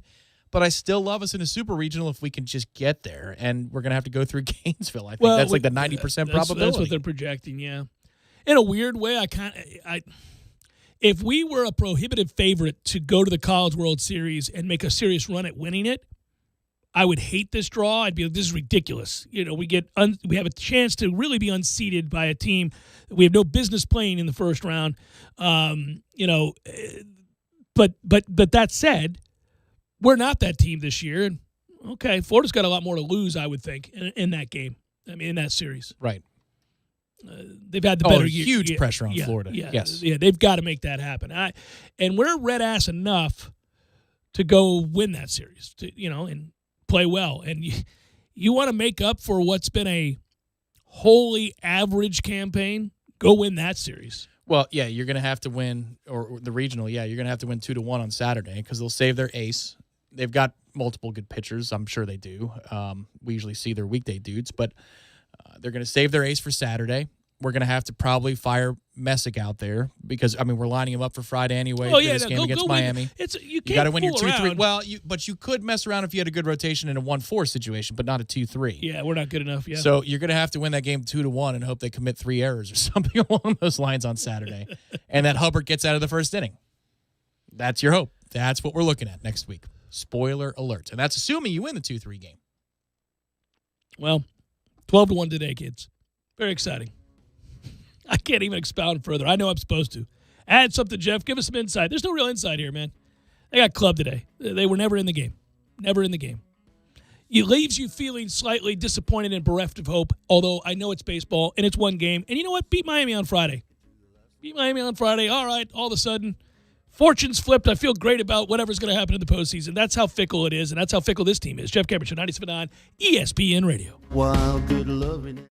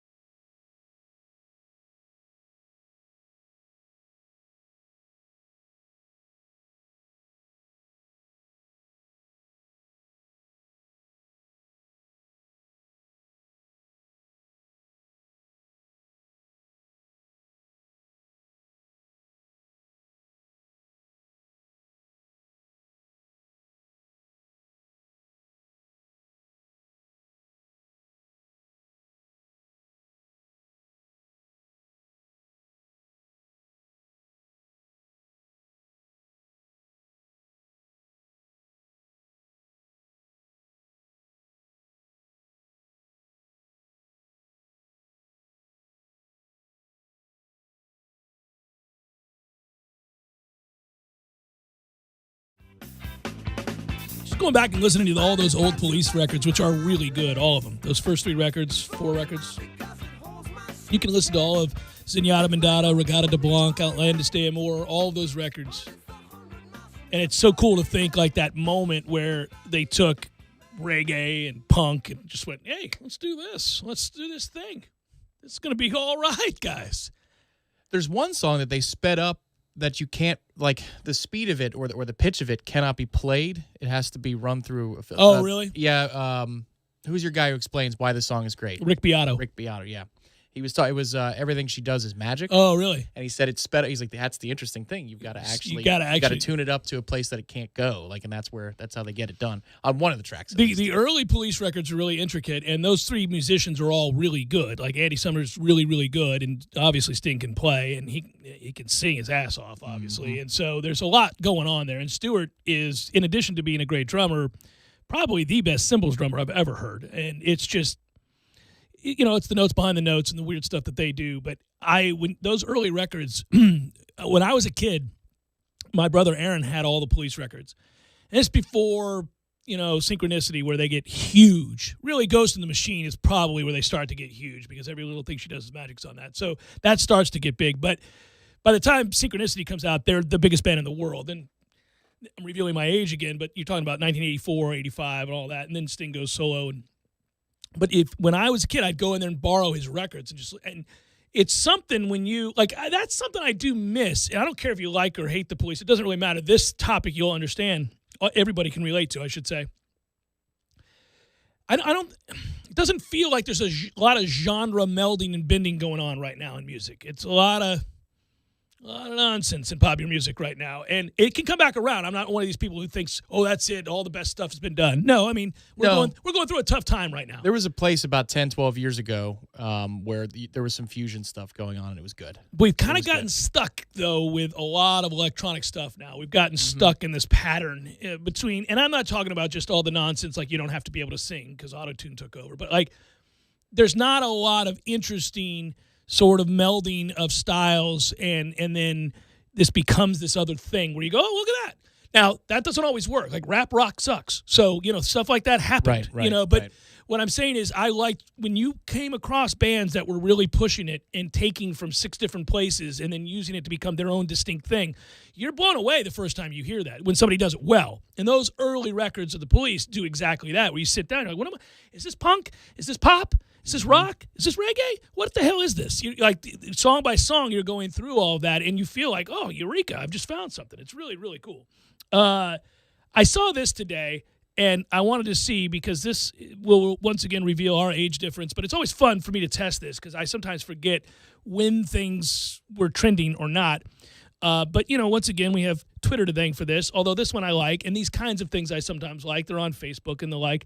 Give yourself one. It's one of those, give yourself a point for each thing you've done on this list. Oh, boy. No, nothing terrible. This okay. This is PG. There's nothing bad. It's G. There's nothing bad on it. Wonderful, okay. But it does reveal, when you were born or what, all that good stuff. So it would have been beyond my time to do this first thing on the list, but I did do it. It did exist. It still exists in certain places. So you could be of today's generation. You could be a millennial or even younger. And Opium dens? You've been to a drive-in movie? Yes. I could barely remember it, but yes, once. Yes, for me. Okay, we're 1 for 1. Smoked candy cigarettes? Yeah. My sisters those? loved candy cigarettes. Yeah. So, 2 for 2. Played Red Rover? Oh, yeah. Dangerous game. Remind me, Red Rover? Red Rover, send whoever over. And then you have your arms locked, and they got to break them. They got to break that's through. Right. Yeah, I didn't remember that's how it was played, but I do remember the Red Rover. Yeah, I've played that. 3 for 3. Drank from a garden hose, playing sports outside. Doing like charity work, not playing sports. Yeah, I've drank from a garden hose. Most of my friends had, they had bottles of water or cups, They had the big Zephyr Hills or Deer Park things that you could fill up, like they were at the doctor's offices. Yeah. No, I drank from a garden hose on the regular. We'd play Kill the Carrier outside, and the whole neighborhood would, crush each other with the ball, and then, everybody, water break, and we'd just get the hose going. I remember being jarred the first time I saw that. That was probably privilege kicking in. But then, once you do it, you're like, oh, this is actually warm. It's refreshing. Yeah, no, it's fine. It's fine. 8 bread and sugar sandwiches? Never. Never. Me neither. No, never did that. That sounds terrible too. Yeah, my dad used to do peanut butter and butter sandwiches. And Oh, that's those just, are good. I like those. Oh, well. You don't like butter. No, not really. Yeah, like I like butter. I like all You that got to stuff. toast the hell out of it for me to, ignore it. Like so. Sometimes you go to a diner and they slather the butter on. Yeah. Like, I'm like, no, dry. Dry, yeah. dry, please. What are we doing here? You said the Pledge of Allegiance in school, of course. Yeah. By the way, and I don't want to get all political or anything like that, Oh, but boy. this as a kid, I thought that was dumb, and I frankly still do, and that may bother people. Hey, each to his own. I don't. It feels a little too Mao, authoritarian. Yeah, Chairman a Mao. little much for I me. could see that. It never occurred to me. It was just what you do. I know, but I It's was just what kind of you like, this seems a little bit much to me. Hippie from the beginning. Yeah. Watched American Bandstand? Yes. No. Yeah. No, I didn't watch it like it was my time, but they reran American Bandstand back in the day, and I remember watching Dick Clark do American Bandstand. It'd be on like WGN, Yeah, but I'd be yeah. flipping around for a baseball Right. game. And But it'd you be on. saw it. It would be on. That doesn't count. I didn't like. I think what they're saying is it was appointment television. Oh, no, I'm too old, too young for that. That's a little bit, just a bit. Mario probably did. Mm-hmm. TPE watched. Had a blood brother or blood sister? No, I did. you did. Yeah, Russ Hellstrom.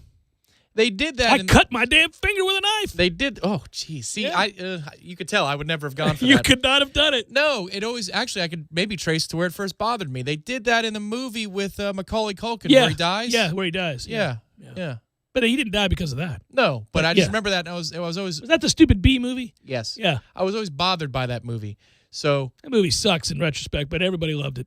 I did not, and Yeah. mostly because of the what is this bloodletting stuff? I Yeah. didn't know that was the term, but I was like, no, this is ridiculous. Used a paint by numbers kit? I had to have. I had to Yeah, have. we all did.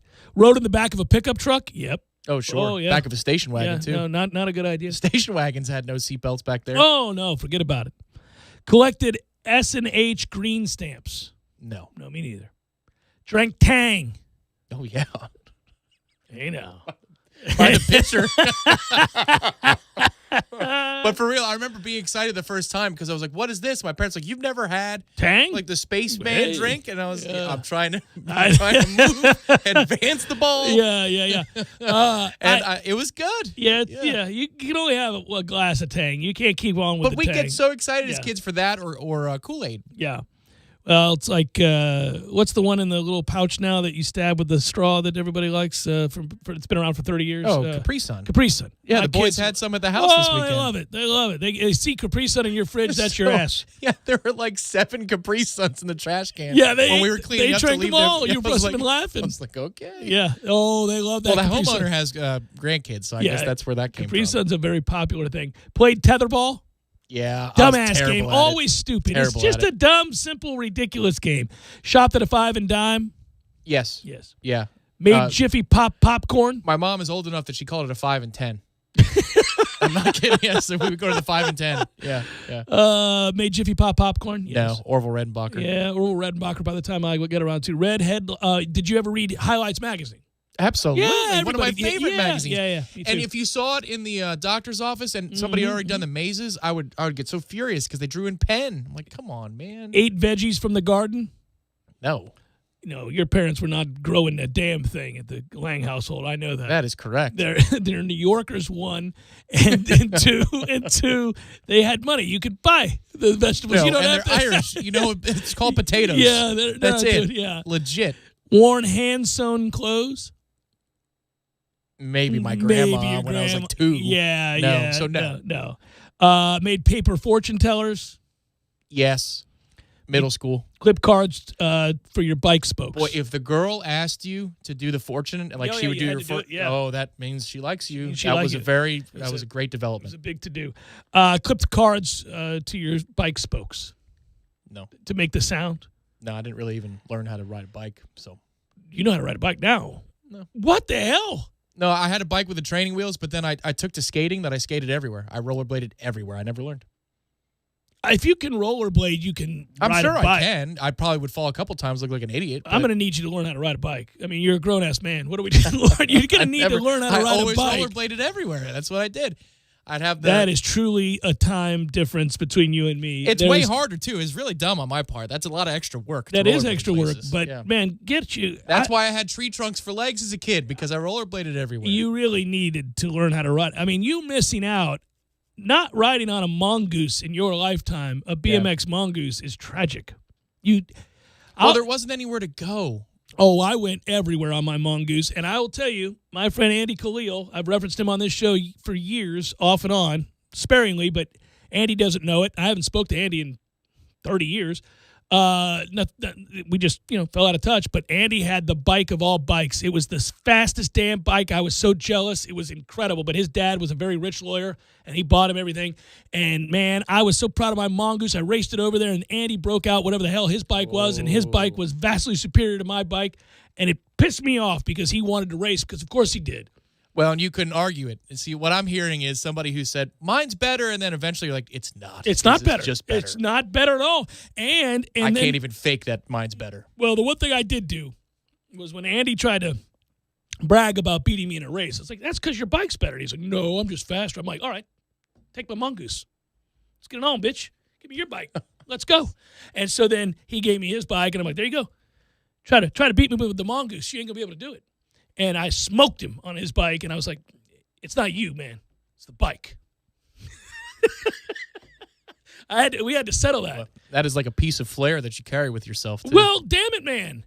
Don't be out here taunting me when you got the vastly superior bike. It is a vastly superior automobile.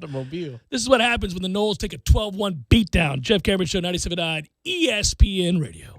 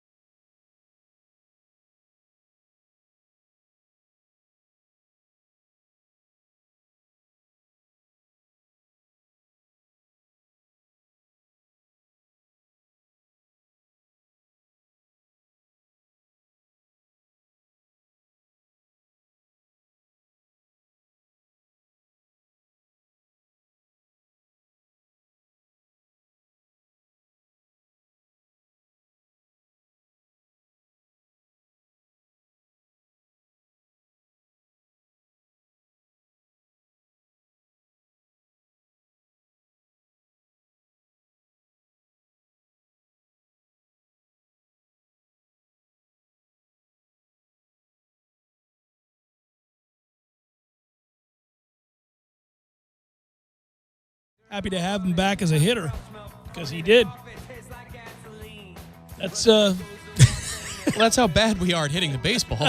I mean, he really legitimately, this was not a tongue-in-cheek question. One reporter asked Luis Rojas, our manager, would you hit him up in the order today? And he said, if it wasn't a rehab situation, yes, but today's about pitching first, so we're going to hit him 9. That's pretty funny, isn't it? Yeah, but they probably would have hit him 6 or 5. Who knows? I mean, I don't even know half these players existed in our farm system until a week ago. And we signed Cameron Maben off the scrap heap, and he's like 0 for 19 with 11 strikeouts. It's something crazy like that.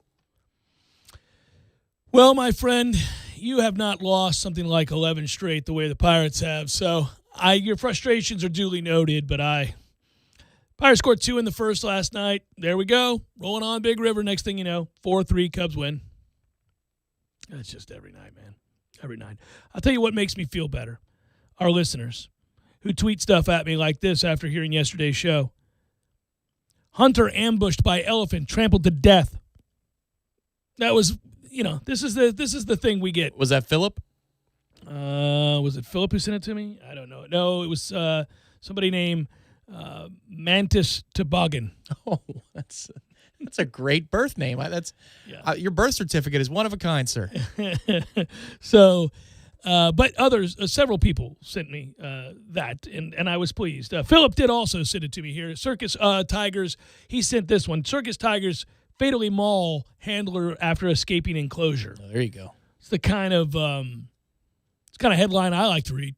I don't know about you, but I want circus handlers of tigers and elephants or any should-be wild animal to be killed by those animals. Yeah, see, he was on it, and that's what he'll do for you at North Florida Payroll Services because he's just on it like that. He's even better about those things than he is about sending mauling stories to the feed. Well, and I'll get to him in a moment because North Florida Payroll Services indeed sponsor the probable segment, which we're about to get into, but we're not going to start just yet because, Michael, I saw where you tweeted out that Phil Steele is at it again, but I don't think it's the same thing because Phil Steele telling and thanking South Florida's head coach Jeff Scott for taking an hour plus to go over USF's football team with him is not the same as dealing with fat ass over there at Illinois, who used to be at Wisconsin and before that, and after that, Arkansas.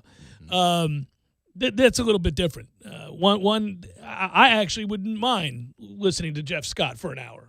He's trying to build a program back up. He's an interesting guy, given where he came from at the Clemson program. So that's just Phil doing his job. It's not the same thing. The commitment to football and the love of football and previewing teams is truly tested when you have to call Illinois and wait on hold to go over some Illini football with that ass. Oh, I'm not waiting on hold. No, there's like, hey, this is his moment to talk about a subject nobody cares about. Right. Illini football. Let's get him on the horn. I will bet you that that's exactly how it works for Phil Steele. Maybe if we have him on at a different time, or I can ask Tom and KJ because they have him on every year. But, are there some coaches where you give a 20-minute window to them that they need to be there by, and then others that, of course, you fit into their schedule whenever it is? So I was on I got to be careful here. I was on a call yesterday, Tom, and in that call, it was relayed to me, one of the people I was talking with, that Nick Saban golfs like 5 days a week. Would you have guessed that? No. Yeah. He's like a 5 handicap, and he golfs 5 or 6 days a week. But the rules don't apply to him at the club that he golfs at because he gets in before they're open. Which, given his schedule, that sounds right, would make sense. And he doesn't want to be burdened by people coming up to him and saying roll tide, which they would nonstop, of course. So, I think that the members of the club that he's a member at, they can tee off somewhere around just after 8, but he tees off first sunlight, 6:30, whatever. He's out there doing it. And he'll get 9 in and leave, and he's skedaddling as soon as everybody's pulling into the parking lot. And I'm like, well, that's kind of fair. For what he's done for that community, that's kind of fair. You ought to let Nick tee off when he wants to tee off. And he probably can, park in the employee or GM parking spot so he doesn't have to get into the car, load the clubs up with people driving. Hey, coach! Look at that. Rolling into the parking lot. Right. But it was an enjoyable conversation because they were saying that they've seen him out there a lot. He's out there a lot. He's finishing up in his round a lot of times. And they're like, yeah, he's He's good. But one of the funny aspects of it is he has a driver in Tuscaloosa. So he has a driver everywhere he goes, right? He's not driving. And that driver also drives his golf cart for him when he's golfing. I mean, come on, man. What are we doing here? Could you at least let him play? Well, he might. I don't know. I didn't ask that question. He might.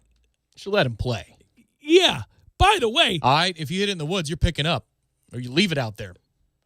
Well, Leave it out there. We're moving. we don't We're have moving. time. We don't have And time. that would be Yeah. fair. That'd be fair. But all right, I guess I won't hit it in the You water. put one in the water, that's Yeah, fine. that's The fine. second one, we're done with the hole. It's my hole. I play. Yeah, I play. Let's go.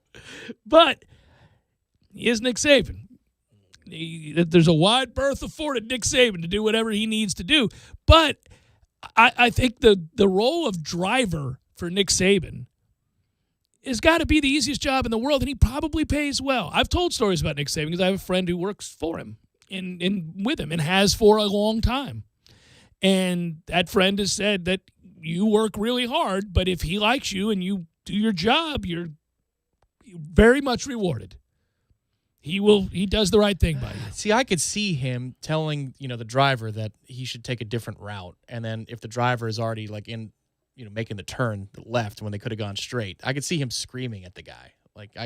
He seems to be controlling enough to dictate which route. Screaming, you think? Yeah. Well, but I think if Those you've been guys are irrational yeah, people. but I think if you've been driving for Nick Saban for any length of time, you know the ways he wants to go to anywhere. Hey, let's go over there to the Flippity Mart. I like that place. They got the Swisher Sweets on sale right now. Let's go. Verbatim, yeah. And so it's like, can you picture Nick Saban stop by the Flippity Mart to get Swisher Sweets?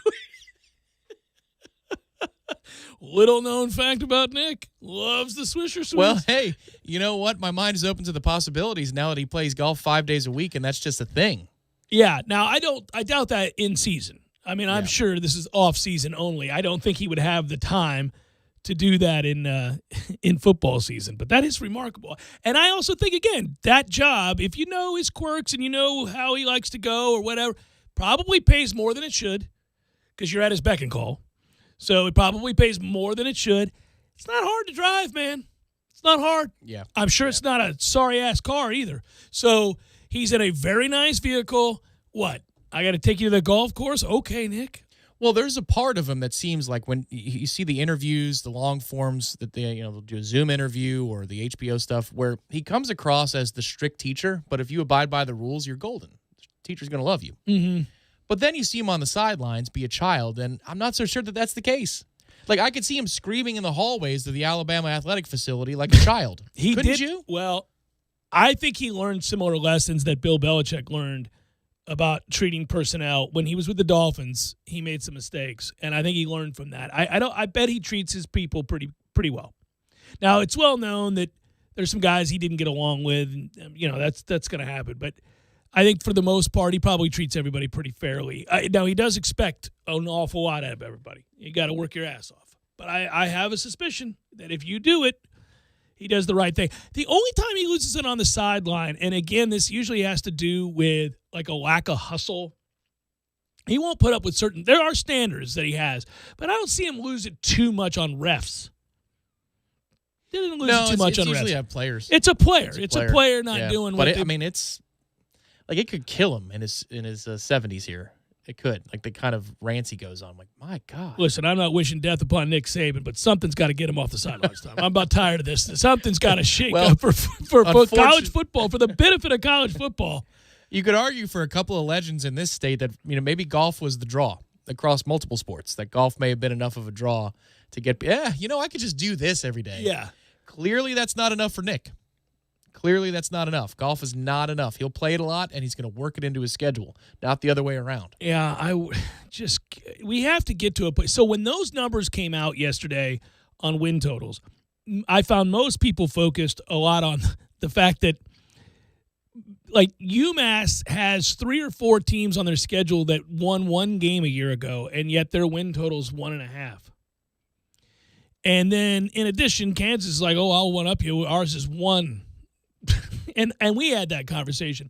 But I'm bored by the other numbers. Where it gets fun is the middle numbers, like the 7s, the 8s, the 9s. Those numbers are more, 9's a little bit more than middling, but Those are interesting numbers because there's real question marks there or opportunities there. There's no real opportunities with when you're talking about the odds to win the national championship. It's one of 3 effing teams, maybe 4 if you want to include Georgia.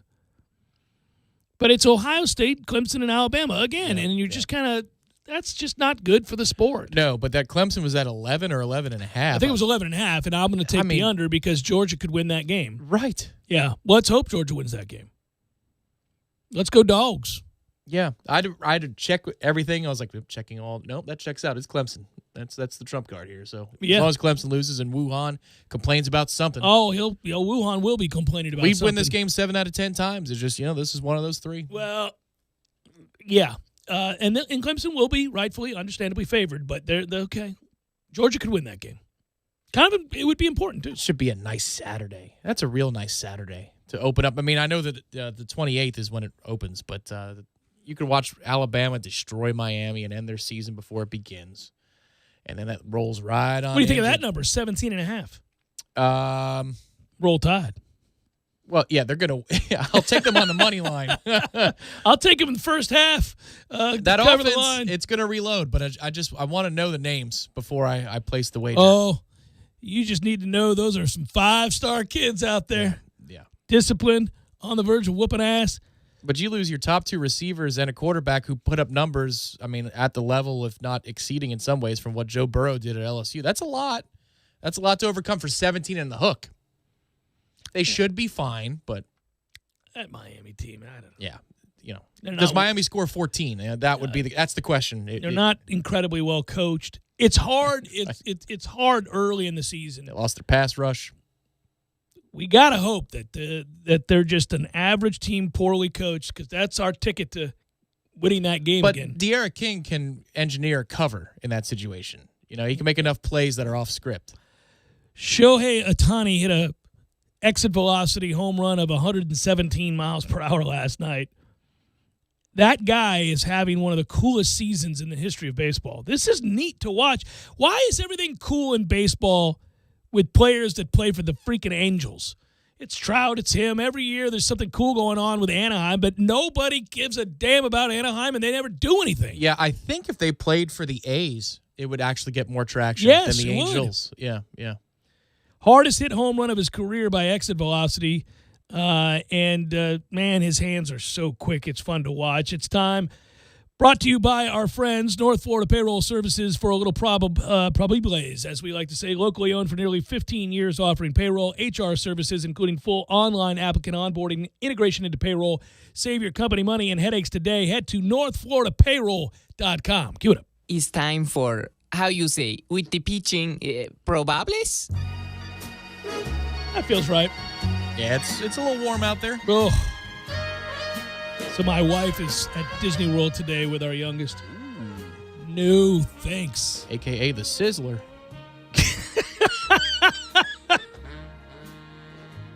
I feel like you should use AKA the Sizzler when you're talking about a sex act. Oh. Like, that's just hilarious. Like, that got aggressive. No, I'm just saying it's funny. It'd be funny. You're like, oh. Coming home tonight, gonna have the Sizzler. Well, is it our anniversary? 4 months. 4 of the best months of my life. Oh, goodness. Welcome to the Sizzler. Cubs, Pirates, Trevor Williams, Will Crow. Will Crow sounds like a guy the Pirates should just run out there. By the way, Trevor Williams, former Pirate. Will Crow sounds like the act that opened for Backstreet Boys in the late 90s. Or is opening for a kind of folk band at your local little outside amphitheater with special guests Will Crow. Phillies, Marlins, Aaron Nola, TBD. Reds, Nats, Jeff Hoffman, Joe Ross. I couldn't care less about Reds Nationals. Just doesn't appeal to me. So Ross is still pitching for the Nats? Yeah, he's 2-4. Although 2-0 with a 1.32 ERA in his 2 starts against the Reds. The Nationals like to play the Reds. Half their starters have like ERAs of 1 or under. Somewhere in the third deck, Tom Brenneman's calling the game. And there's a drive to left. That'll be a home run. I've actually called every game this year except the one in San Francisco. That's the one I won't go. I won't call games out in San Francisco. Blue Jays, Yankees. You've not heard this name. I've not heard this name. He's their most anticipated starter since Nate Pearson in 2020, and perhaps Vladimir Guerrero Jr. and Bo Bichette in 2019. Alek Manoah going to start tonight for the Blue Jays. Get to watch a young guy. In spring training, he dominated this Yankees lineup, Tom. Oh, well, that's going to portend of great things tonight. Domingo Germán going to go for the Yankees. We've got the Indians and the Tigers, Tristan McKenzie and Jose Urena. Summer wind. I love that Indian. He's really good there. Just so casual. Rockies, Mets, Germán Marquez. Oh, man, we're doing it out here today. This is good. Marcus Stroman goes for your mighty Mets. There we go. He's going to bounce around, do some things, and taunt some people. Probably pitch well, though. Yes. Royals, Rays. We called it. That's so funny. So yesterday when we were doing probables and Rays had won 11 straight or whatever it was, you had some ass-sorry starter for the Royals and a good starter for the Rays, and we were like, well, this will probably be the one the Royals win, like just jokingly, because of baseball, and it happened. The Royals won. Uh-oh. Rays are cooling off. That division is stacked. I mean, we knew it, that it could be that way, but it's playing out. If you're looking at the winning percentages, I think the top 3 teams are all over 570 right now. Right. Royals, Rays, Mike Minor, Tyler Glasnow. Of course, Tyler's pitching well for the Rays. Braves, Red Sox, Drew Smiley, Nick Pivetta. Are we still naming starters? Jesus, everybody in the league pitches tonight. Dodgers, Astros, Trevor Bauer, Luis Garcia, Padres, Brewers, Chris Paddock, Eric Lauer, Giants, D-backs, Johnny Cueto. Still out here pitching, Johnny Cueto. Feels like my whole life. And there he is. There's Merrill. Merrill Kelly going for the D-backs, and that is a look at those that shall reside on the bump. Through the screen and across the floor. I was able to put my finger on it. So this song bothers me, of course. It's crap, and we play it ironically, right? That's why we play it. I don't want any of you listening to Probables thinking, do they like this song? No, it's a terrible song. But here's the deal. I figured out why I don't like it besides the fact that it sucks. And that is, it reminds me of the Florida room, any Florida room, anybody's house you've ever been to that has a Florida room. In the summer, with it's hotter than Hades, it's humid outside, and you're kind of looking into the backyard and you're bored to tears, like the day didn't go the way you wanted it to. This song represents that. Hot, boring as hell, Florida room ugly. Without a care in the world. You're staring out the window thinking, what am I going to do? Yeah, you know what I used to think in those situations? Why is it so bright outside? Yeah. I mean, it's not just, high noon. It's like glowing outside. It's unbelievable. It's hit me hard lately. I think it's this little dip into the 90s or this little push into the 90s this week. It's a reminder that's that little peak, like, here's what's coming. Mm-hmm. I mean, you're talking about the worst of it. Swamp, you know what? And it's just the on the golf course. It's the worst. You're like, this is ridiculous. Everybody's shorts. Yeah. Everybody's Like, shorts man. are tracking, man. You're like, it's no good. Man, I don't need to see that. Right, yeah, because you sit down on the golf cart and the seat's 250 degrees. Yeah, so it's just going to be swamp cheeks. It's the sizzler. It's the sizzler. It's the sizzler. Good work out of you. Good work, Matthew. Have a good night, everybody. Be well. Roark got knocked out in the third inning. Roark's been getting his Yeah, slit. he really has.